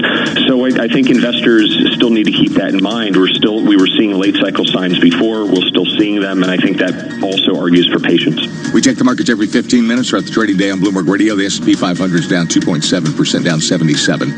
The Dow's down over 3%, down 762. And the NASDAQ is down 2.25%, down 187. The 10-year is currently up 1 4/32 with a yield of 0.6894%. West Texas Intermediate's down 0.9% at 33.40 a barrel. COMEX Gold is little changed at $16.60.90 an ounce. The dollar yen 104.68. The euro's $1.33.32, and the British pound $1.29.39. That's a Bloomberg Business Flash. Bloomberg Markets is underway with Lisa Abramowitz and Paul Sweeney. Greg Jarrett, thank you so much. As Greg was just reporting, a risk-off day again. It looks like the market's still obviously trying to get a grip with the risk associated with the coronavirus, awaiting a fiscal package from the U.S. We had the U.K. come out with some very constructive comments this morning about how they are going to address some of the risk to their economy. Still waiting for something similar from the U.S., and we have a risk-off day today. To get a sense of where the real action is, though, we welcome Bloomberg Stocks editor Dave Wilson. Dave, lots to look at today. What are you starting with? Oh, I mean, where do you begin is the question. I suppose with the energy stocks, simply because of the magnitude of the declines. I mean, it's not as bad as what we saw on Monday, but it's certainly not, a great situation.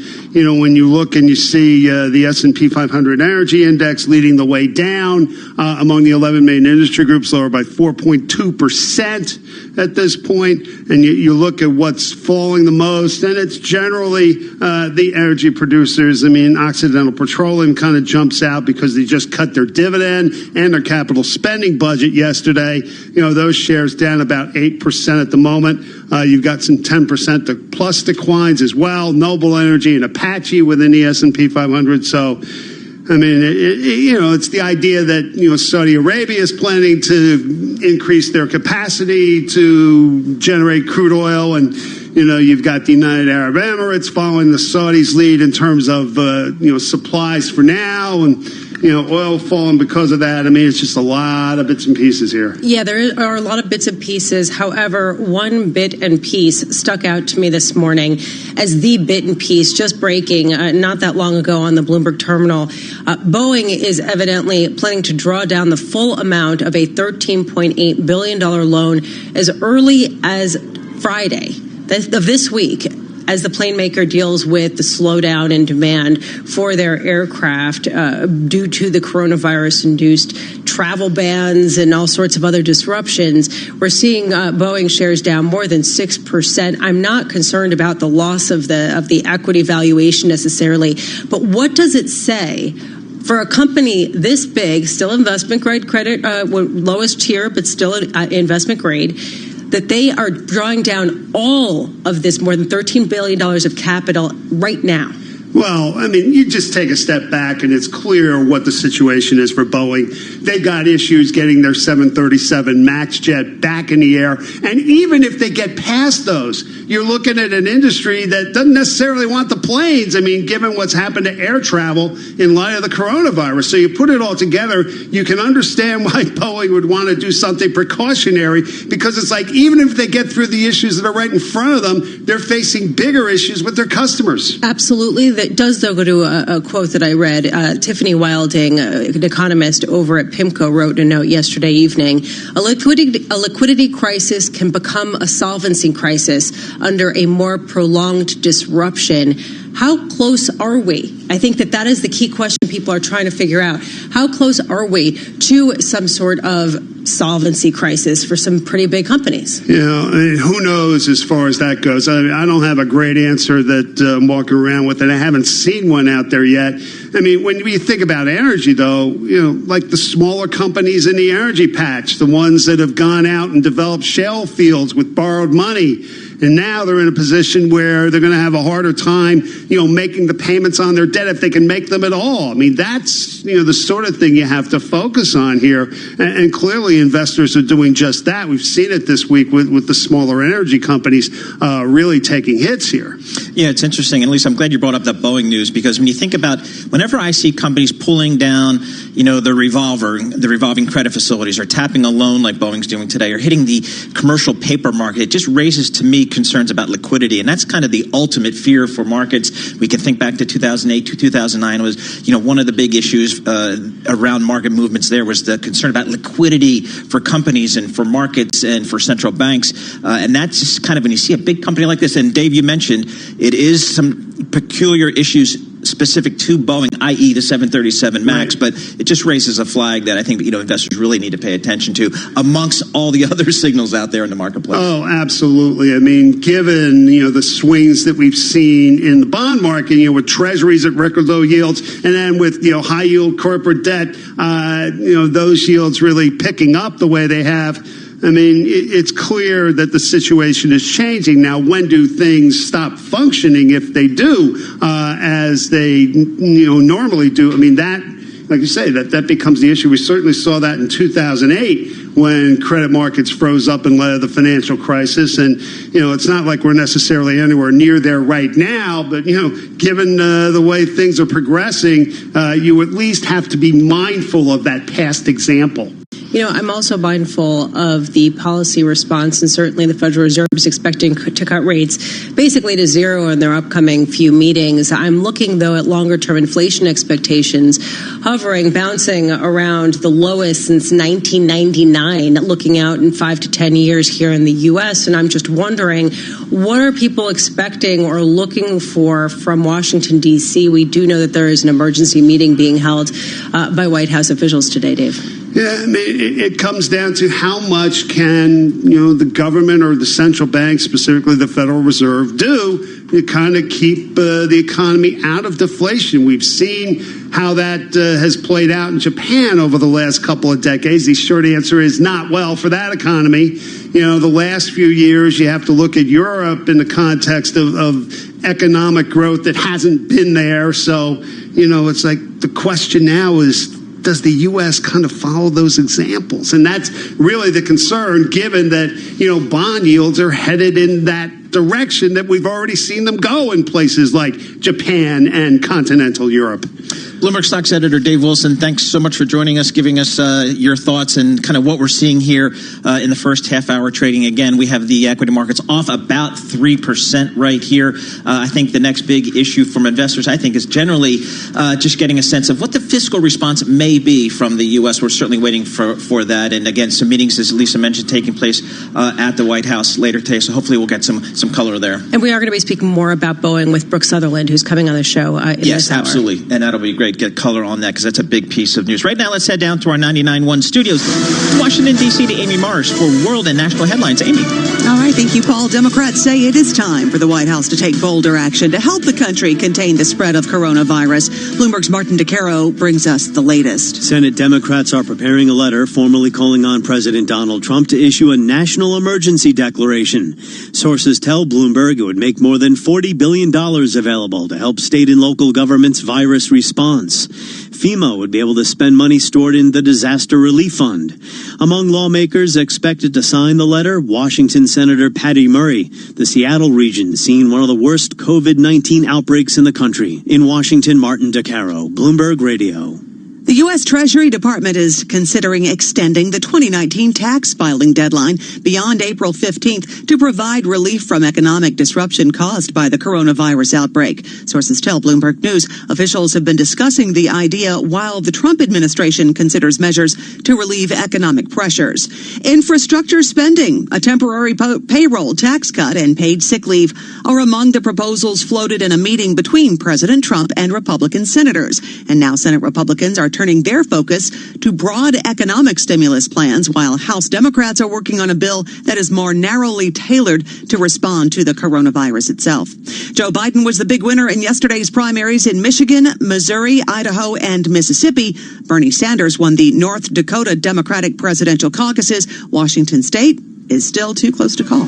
Global news 24 hours a day on air and on Quick Take by Bloomberg, powered by more than 2,700 journalists and analysts in more than 120 countries. I'm Amy Morris. You're listening to Bloomberg Radio. Revisions, return policies. There are so many ways to redo a decision. What are the ramifications if she crumbles or doesn't crumble? Do they have any path other than the courts? Except here, we have to get it right the first time. We always talk about the losers in a trade war. Are there winners? So that you can too. How does your modeling have to pivot to reflect a different scenario? Bloomberg Radio, the Bloomberg Business, Radio.com, and iHeartRadio apps, and BloombergRadio.com. Bloomberg, the world is listening. Hope you enjoyed your meal. And I just want to say, he's lucky to have a brother like you. Lucky? Caring for my brother is far from easy. But he's a part of me, like my arms and legs, so I'll be his. No time for tired. Nothing can disable this love. He needs me, but I'm the lucky one. even though I need help now and then. If you're caring for a loved one, visit aarp.org/caregiving for care guides and community support for your strength. Brought to you by AARP and the Ad Council. Are you interested in a challenging and exciting career? One where you can be part of solving complex challenges across industries and geographies. Bloomberg's ever-expanding technology, data, news, and media services foster innovation, empower clients, and offer nearly limitless opportunities for career growth. Visit Bloomberg.com/careers today to view our current job opportunities. Bloomberg LP is an equal opportunity employer. The address once again is Bloomberg.com/careers.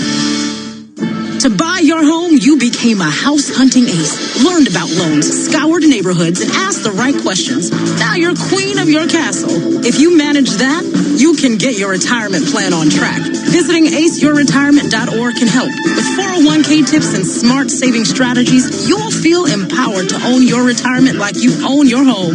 Go to aceyourretirement.org. Because when it comes to clearing financial hurdles, you're an ace. Brought to you by AARP and the Ad Council. We've all been in one, but how much do you really know about black cabs? For instance, did you know that a black cab has to be tall enough to accommodate an individual wearing a bowler hat? That's a lot of space for you and your briefcase. Or that Free Now drivers can use the bus lanes, the perfect getaway to make your meeting in time. And with 2-minute central London pickups, you needn't waste time searching for a taxi. Just download the Free Now app today and take the hassle out of getting round London. How do you make the most understated Range Rover even more striking? Paint it Santorini black, fit it with privacy glass, a full leather ebony interior, then place it on 21-inch gloss black alloy wheels. The Range Rover Velar R Dynamic Black, understated, has rarely been so bold. Limited numbers available for a limited price. Search Range Rover Velar, Land Rover, above and beyond. Limited availability while stocks last at participating UK Land Rover retailers. Check with your local retailer. Mayday, Mayday, this is Red Dwarf. Our engines are dead and we're being sucked into a black hole. Can anyone hear me? Over? The only thing that's over is us, Crichton. We're finished. Guys, relax. I've got Smart Breakdown with the AA. It sends them your vehicle's fault data, so they should know what's wrong before they even get here. I don't believe it. What, that they'll already know what's wrong? No, that you're actually capable of something useful. The future of breakdown today. The AA. Drive smart. See theaa.com for details. This ad is made from 100% recycled commercials. Just like Smart Water's all new bottles are made from 100% recycled plastic. What's that number again? 100%. Every Smart Water bottle is made using recycled plastic, and because it's still 100% recyclable, the plastic will be used again and again. Smart Water, now in a 100% recycled plastic bottle. Label and cap 100% recyclable, but not made from recycled plastic. Yet. We're working on it. We can't always tell, but 1 in 5 people in the UK are disabled. So when we're all heads down, stampeding and charging because we're late for the bus or train, we could be doing more harm than we think. So let's not forget about the people we share our journeys with. Let's slow down a bit. Remember, it's everyone's journey. Harry Bikers here. This message goes out to something very special. Yes, we're talking to you, chicken. Maybe we've been seeing too much of each other. But times have changed, Dave. We've been cheating on meat. Thing is, no stocks make veggie dishes so irresistible that cheating on meat is proper tasty. Our dear chicken, you were the fire in my life, but it's all about you now, aubergine katsu curry. Prepare to be wined and dined, my love. Cheat on meat with no veggie stocks. Matt Letizia, what did you make of that performance today? Well, it really was a game of two halves, to be honest, Jeff. Leicester came out in the first half really... Letiz. What's up, Jeff? Run for it! What the... Move over, football. Cheltenham coming through. And Sky Bet are on the charge with a roaring first race special every day of the festival. Sky Bet, that's betting better. Applies to first bet on the first race at Cheltenham on the main race market only. Place terms apply. Eligibility restrictions. Offers vary each day. Check site for details. T's and C's apply. 18+. BeGambleAware.org. Headlines and breaking news 24 hours a day at Bloomberg.com, the Bloomberg Business app, and on Quick Take by Bloomberg. This is a Bloomberg Business Flash. Stocks fall again. This latest sell-off on the market comes with no sign of the stimulus package promised by President Donald Trump, and amid a European central bank warning of an economic shock similar to the financial crisis unless leaders act urgently. We check the markets every 15 minutes throughout the trading day here on Bloomberg Radio. S&P 500 is down 2 3/4%, down nearly 80. The Dow's down 3 1/4%, down 815, and the Nasdaq is down 2.3%, down 190. The 10-year is currently up 1. The yield is 0.7019. West Texas Intermediate crude oil is down 2.2% at $33.62 a barrel. COMEX gold is little changed at $16.5970 an ounce. Dollar yen is at 104.73. The euro is $1.13.18. The British pound $1.29.50. Pepsi's agreed to buy energy drink maker Rockstar for $3.85 billion as the U.S. soft drink and snacks giant seeks to expand its beverage range. Right now, Pepsi's down 1.7%. That's a Bloomberg Business Flash. I'm Greg Jerry. This is Bloomberg Markets with Lisa Abramowitz and Paul Sweeney on Bloomberg Radio. Well, over a period of these several weeks of just extraordinary price action, Monday was very, very interesting for the credit markets. The risk premium on the Bloomberg Barclays U.S. Aggregate Corporate Index increased on Monday, the most on a percentage basis since the bursting of the dot-com bubble all the way back in March 2000. So clearly, credit investors are still perceiving significant risk in the marketplace. To get a sense of what's going on in the credit markets, we welcome Josh Lohmeyer. He's the head of U.S. investment-grade credit at Aviva Advisors. They have $438 billion firm-wide under management. So clearly a good view on the market. He's based in Chicago. Josh, thanks so much for joining us. Give us just kind of your overview. We've come over the last 3 weeks to just be consistently looking for volatility day in and day out in the financial markets. How's it playing out in the investment-grade credit market? Yeah, thanks for having me. And I think the biggest thing going on in really all risk assets right now is the lack of transparency on how the things that are impacting global markets are going to feed through to corporate earnings and corporate balance sheets and global macroeconomic growth as a whole. And if we've seen anything over the last, call it, couple of decades, if there's one thing markets really struggle with, it's how to price in uncertain economic environments. And once you have bad news and you can grab it and take hold of it and price it in, it's much easier to price risk. But right now, because of various uncertainties in the market, there's a lot of risk being transferred around on people panicking and worrying about the impacts of really things they can't price up at the moment. Josh, have you taken any particular actions over the past, say, 5 trading sessions based on the new information? I think the biggest thing is to not knee-jerk sell in moments like these, because at the moment, if you look through to, let's talk about the coronavirus, for example. If you look through to how it's being managed and contained in some of the early areas like China and South Korea, where it feels like they are bringing things under control, it feels like things are coming back online, you can start to gauge that some of these impacts are going to be more transitory in nature. And so where you see areas that have significant volatility just purely due to uncertainty, you don't want to necessarily sell into an air pocket. And so for us, it's about going into this market, we were more focused on non-cyclicals. We were more focused on removing some cyclical risk just because of where the global economy was at. But at this stage, it's really important to not panic sell into a falling market if you do believe this is containable over the next, call it, 3 months. There's sort of a dual shock right now hitting credit markets. You have the slowdown that people are expecting and already seeing due to the coronavirus spread. And then there's also oil prices, which have tanked. And there are a lot of oil companies that have sold BBB rated debt, the lowest tier of investment grade. You have seen huge price falls in some of those bonds. How worried are you about a rash of downgrades to junk that could spur and, frankly, infect spreads throughout the investment grade complex?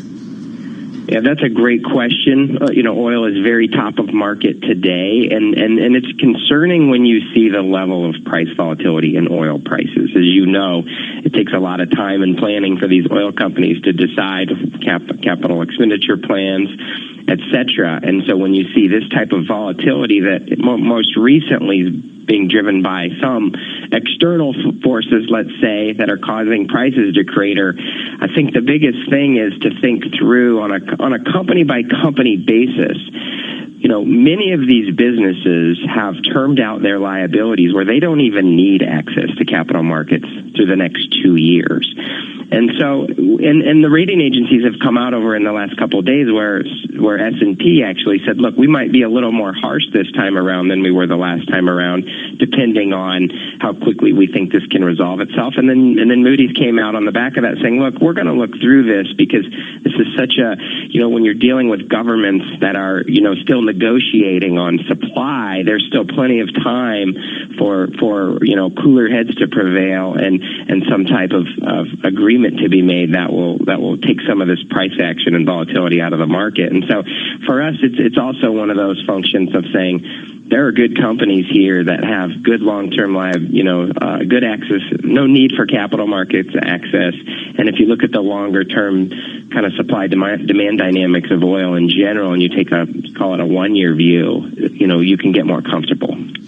So, Josh, just in the next 30 seconds or so, if I'm brave enough to look through to the other side here and take a longer-term view, what are some of the sectors that you think I should be looking at in the credit markets?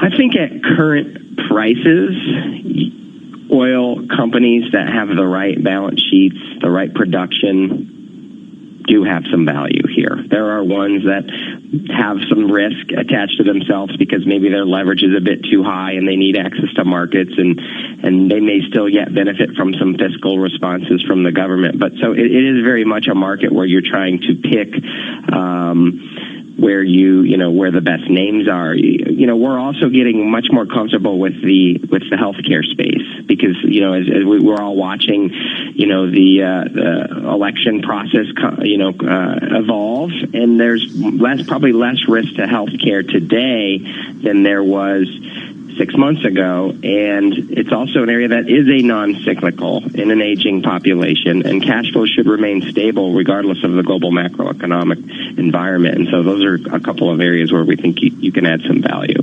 Josh Lohmeyer, thank you so much for being with us, and stay healthy, please. Josh Lohmeyer is head of U.S. investment grade credit at Aviva Investors that manages more than $430 billion firm-wide and based in Chicago. Really interesting to hear that he's poking around in the energy bin here, given the fact that it's really been beaten up as oil prices tank, given the price war between Saudi Arabia and Russia. Coming up, we'll talk Boeing. This is Bloomberg.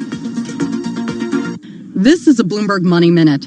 It's shaping up to be another wild day on Wall Street. Stocks tumbling with the Dow falling more than 700 points. Investors are waiting on details on stimulus measures from President Trump. Meantime, CEOs from many of the nation's biggest banks will be at the White House today. Sources say the president wants to hear about what types of relief they'll be providing to customers due to the coronavirus. The Treasury Department is said to be considering extending the 2019 tax filing deadline beyond April 15th to provide relief from economic disruption caused by the coronavirus outbreak. And CBS and Turner Sports say TV ratings for the college basketball tournament are unlikely to be hurt if March Madness tips off in empty arenas because of coronavirus fears. The NCAA is exploring its options for the 3-week event, by far the most important event on the organization's annual calendar. The NCAA weighing hosting games without fans. Courtney Donahoe, Bloomberg Radio. To protect his home and family from disaster, Steve used courage, wisdom, and his camera phone. That should do it. Way to go, Steve! By simply taking digital pictures of his family's important documents, Steve can always have them stored safely online, no matter when disaster strikes. Learn other simple ways to protect your home and family before a natural disaster at ready.gov. That's ready.gov. A message from FEMA and the Ad Council. Are you interested in a challenging and exciting career? One where you can be part of solving complex challenges across industries and geographies? Bloomberg's ever-expanding technology, data, news, and media services foster innovation, empower clients, and offer nearly limitless opportunities for career growth. Visit Bloomberg.com/careers today to view our current job opportunities. Bloomberg LP is an equal opportunity employer. The address once again is Bloomberg.com/careers.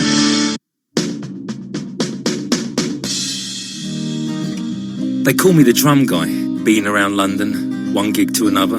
I carry my tom-toms, bass and stalls, snares and cymbals, hi-hat. Won't mind a helping hand while I board a taxi. That's why I choose Ola. With driver's quality assessed by DriveTech, ride the change with Ola. Download and sign up now. Enjoy no surge pricing until the 12th of April.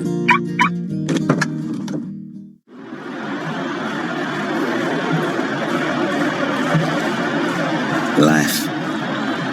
It's a funny old game, isn't it? 1 minute you're on top, the next, you need all the help you can get. Yeah, later, yeah. So make sure you're there for those around you. Don't just be a spectator. Be a supporter. Bleed for life. Join us at blood.co.uk. Mayday, Mayday, this is Red Dwarf. Our engines are dead and we're being sucked into a black hole. Can anyone hear me? Over? The only thing that's over is us, Crichton. We're finished. Guys, relax. I've got smart breakdown with the AA. It sends them your vehicle's fault data, so they should know what's wrong before they even get here. I don't believe it. What, that they'll already know what's wrong? No, that you're actually capable of something useful. The future of breakdown today. The AA. Drive smart. See the AA.com for details. Hairy Bikers here. This message goes out to something very special. Yes, we're talking to you, chicken. Maybe we've been seeing too much of each other. But times have changed, Dave. We've been cheating on meat. Thing is, no stocks make veggie dishes so irresistible that cheating on meat is proper tasty. Our dear chicken, you were the fire in my life, but it's all about you now, aubergine katsu curry. Prepare to be wined and dined, my love. Cheat on meat with no veggie stocks. At Asda, with our great range of beers and cider, it looks like you're hosting. Get 2 packs for just £18 or just £10 each. Like 12 bottles of Corona or 10 cans of Copperberg Cherry. Cracking brands, refreshing prices. Don't compromise. Asda. Save money. Live better. Selected stores subject to availability. Offer ends 18th of March. 330 millilitres each. Drink aware. Yeah, so I want to upgrade to, like, the latest phone you got. Okay. All right. But, like, for an unbelievably good price. Yeah, and I want it where I could choose the length for my own contract. Yeah! On O2, you're our headline act, which is why you can get the phone you want for less per month with a custom plan on O2. Minimum upfront cost, direct only, device plan of 3 to 36 months, refresh credit by Telefonica UK Limited, terms apply. The puck drops. 12 players face off to win. The suspense is pure torture, but you wouldn't miss this for the world. TuneIn brings you every minute of the NHL season. Listen live to hockey when it matters most on TuneIn. In case you didn't know, TuneIn lets you listen to the same radio stations you pick up on your home or car radio, except you can hear them from anywhere. If you want to find a station from somewhere else in the world, navigate to the By Location section under Browse. Keep exploring with TuneIn. When you're not listening to your team, take it to the end zone, the rim, or the net. Keep up with the biggest moments in sports by following TuneIn on social media. Cook into the end zone for the touchdown. From reminders of the live top games to tips of the best sports stations and podcasts. Welcome to Undisputed. We are live from Los Angeles. I'm Jenny Taft here with Skip Follow Bayless. at TuneIn on Facebook, Twitter, and Instagram to get the most out of TuneIn. Broadcasting live to New York, Bloomberg 1130. To Washington, D.C., Bloomberg 99.1. To Boston, Bloomberg 1061. To San Francisco, Bloomberg 960. To the country, Sirius XM Channel 119. And around the globe, the Bloomberg Business app and BloombergRadio.com. This is Bloomberg Business Week. Coming up, we're going to take a look at the airline industry, get a sense that's been hit very hard, and we'll take a look at that Boeing news as well. Plus, we're going to talk about the Trump administration and its anticipated coronavirus response. But first, let's go to Greg Jarrett of Bloomberg News for a Bloomberg Business Flash.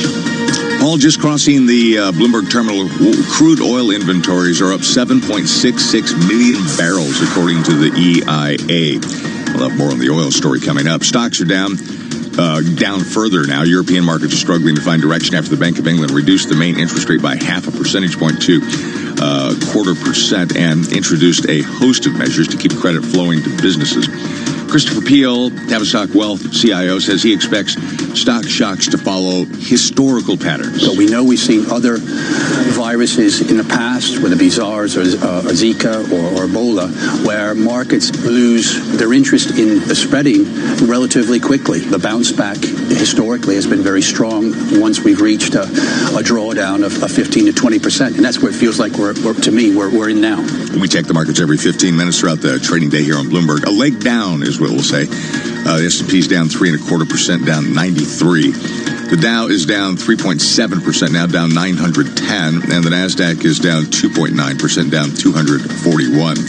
The 10-year is up 1. The yield is 0.70%. West Texas Intermediate crude is down just about 2.8% at $33.37 a barrel. COMEX gold is down 0.1% now at $16.58.30 an ounce. The dollar yen is at 104.61. The euro is $1.13.25, and the British pound at $1.29.48. That's your Bloomberg Business Flash. I'm Greg Jarrett. Bloomberg Opinion, informed perspectives, and expert data-driven commentary on breaking news. Well, Paul and I, when we came in and we saw this scoop that came out in the Bloomberg terminal a little bit before the 10 a.m. hour that Boeing is planning to draw down the full amount of a $13.8 billion loan, seemed seriously significant. It raised concerns about liquidity heading into what is going to be an even more difficult time for an aircraft manufacturer when frankly, you just see planes completely emptied out. Joining us is one of our top experts on all things industrials and Boeing in particular, and that would be Brooke Sutherland of Bloomberg Opinion, joining us here in our Interactive Brokers studios. Brooke, couldn't be a better day to have you. Let's start there. You know, there are idiosyncratic issues with Boeing they've been facing due to the 737 MAX jet and its withdrawal. This feels different. What's your take? It does. I mean, I think one of the things that was really interesting when the Boeing MAX jet was first grounded was how sanguine equity and bond investors really were for the first 6 months of that. I mean, they really treated this as a slap on the wrist. But now, you know, we're starting to understand what could be the full financial penalty of this, that it's not just a matter of customer concessions and halting production, that it really puts Boeing on the back foot at a time when the economy is tilting very hard against Boeing right now. I mean, if you think about it, they're not getting paid for the MAX right now because they're A, not producing them anymore, and they B, can't deliver them even if they were. So they're not getting cash flow coming in from that. They were getting cash from their 787 Dreamliner. Production of that is now in question. They've already cut that rate twice because they weren't seeing orders coming in from China. Now you could see that come down even further if you think about a real hit to demand for international travel. So that cuts off another source of cash flow, and all of a sudden this starts to be a little bit uglier. And, you know, with the MAX, if Boeing does stick to its current timeline, they're talking about starting to deliver those planes in that June, July, mid-2020 timeframe, which is right when airlines are probably going to least want them as they deal with the capacity cuts from the coronavirus. Boy, it's, you know, whenever I see a company, I was talking to Lisa earlier, you know, kind of, you know, pull down a loan or pull down the revolving credit facility or tap the commercial paper market, it really causes concern. It really the light goes off for me that, gee, maybe there's a real bigger liquidity issue out there. And that's clearly what the concern was back in 2008 in the economy. Are you hearing any of your other industrial companies, maybe even the struggling airline companies, talking about potential liquidity issues? Yeah, I mean, I do want to be clear. Look, I mean, on the Bloomberg terminal right now, the default risk is still very, very low for Boeing. And it's still, I mean, it's bonds, of course, the spreads have widened out there, but they're still trading like investment grade. I mean, there's no reason at this point to think that that company is going to go bankrupt, but it does create a bit of a cash crunch. And with some of the other industrial companies as well, I mean, some of the ones I'm worried about are the companies that have done big deals lately. You think about Parker Hannifin has been on a little bit of an acquisition spree lately. Fortive also did a number of different deals. I mean, at this point, the question is really how long this lasts. Both of those companies are in perfectly fine position to handle a short-term disruption. But if this does become to be a real distortion to the economy, I think you do worry about those companies with a lot of debt. With the airlines, I mean, they are making a really strong argument that this time is different, that they have learned the lessons from the past downturns. Their balance sheets are in better shape. They're, you know, operationally a lot more vigilant in how they run their businesses. And you have seen very proactive steps from the airlines, I will say, in terms of cutting capacity, cutting CapEx, halting share buybacks. Much more proactive than I would say some of the suppliers have been and the aircraft manufacturers. And part of that is, you know, a sort of natural time delay. But I would expect to see some action on the part of the suppliers as well. And one place that people are looking for action is from Washington, D.C. And we talk a lot about perhaps bridge loans or ways to give liquidity to airlines, to airplane parts producers to try to get them through this period of time. How close are those industrial companies to needing such a bailout or immediate liquidity? I mean, it's a case-by-case basis, and I will say a lot depends on how long this lasts, which unfortunately we just don't know yet. I mean, I think it's really telling. United came out and said they're planning for like an absolute worst case scenario where you see revenue drop 70% in the April-May timeframe. And even if you blow that out to November and December, they're still seeing revenue down about 20%. This is not a forecast, but like a worst case scenario. And if you do start to see that, then I think you see a lot more stress. Maybe not in the U.S. airlines, but probably overseas in Europe and Asia. I mean, you could start to see some failures over there. And then with the suppliers, especially some of these smaller suppliers, you have to also think about the 737 MAX crisis. I mean, Boeing has been propping up some suppliers, especially on the smaller end, to keep them afloat while production has been halted. If all of a sudden Boeing can't be doling out cash to some of these suppliers, I mean, I do think you have to wonder about whether there might be some sort of crunch there. It's interesting. Goldman Sachs out today forecasting 7% decline in airline traffic in 2020. That seems light to me. It seems like it might even be, it just feels like it might even be worse. But I guess, again, it goes to your point, Brooke, how long will this really last? Right. I mean, that would be very major if that was I mean, you have to think that, like, you know, traffic has been averaging up about 5% for the past decade or so. I mean, so even to go negative at all is a big shift from where we were. That would be a significant hit. And where that really hurts aircraft suppliers is they make their money really on maintenance and spare parts. So if you're not flying the planes, that's not a money source for them. Well, I don't know about you, but when this is over, I'm getting on a plane and going somewhere. So I'm going to go somewhere really beautiful, and I'm going to take time off. I think a lot of people better will. that than a cruise. At least they have to land somewhere, right? Brooke Sutherland, Deals and Industrials columnist for Bloomberg Opinion. Thanks for joining us here in our interactive broker studio. And, of course, you can read all that great opinion stuff from Brooke and her colleagues at Bloomberg.com/opinion and OPIN. Go on the terminal. Right now, let's head down to our 99.1 studios in Washington, D.C. to Amy Morris for World and National Headlines. Amy. All right, thank you, Paul. We begin with last night's primary and Joe Biden now with a commanding lead over Bernie Sanders. Biden swept to convincing victories in Missouri, Mississippi, Idaho, and Michigan. That was the biggest prize of the night. Last night, Biden sounded more like a candidate ready to claim the nomination. I want to thank Bernie Sanders and his supporters for their tireless energy and their passion. We share a common goal, and together we'll defeat Donald Trump. Meanwhile, market volatility is still high after yesterday came and went with no firm stimulus plans from the White House. The president had promised specifics, but he didn't go to that meeting. Economic advisor Larry Kudlow says the president would like payroll tax relief. He declined to answer questions on that plan. This will be the broad package, and at some point in the near future, we will outline a more detailed package for you. Now, Kudlow says the administration is working with congressional leadership to see what is doable and that there will be more tax proposals coming later this summer or early this fall. Pope Francis has held his weekly general audience in his private library as the Vatican implements Italy's drastic coronavirus lockdown measures, barring the general public from St. Peter's Square and taking precautions to limit the spread of infections. Now, the Pope delivered his weekly catechism lesson via live stream rather than in person. St. Peter's Square is usually filled with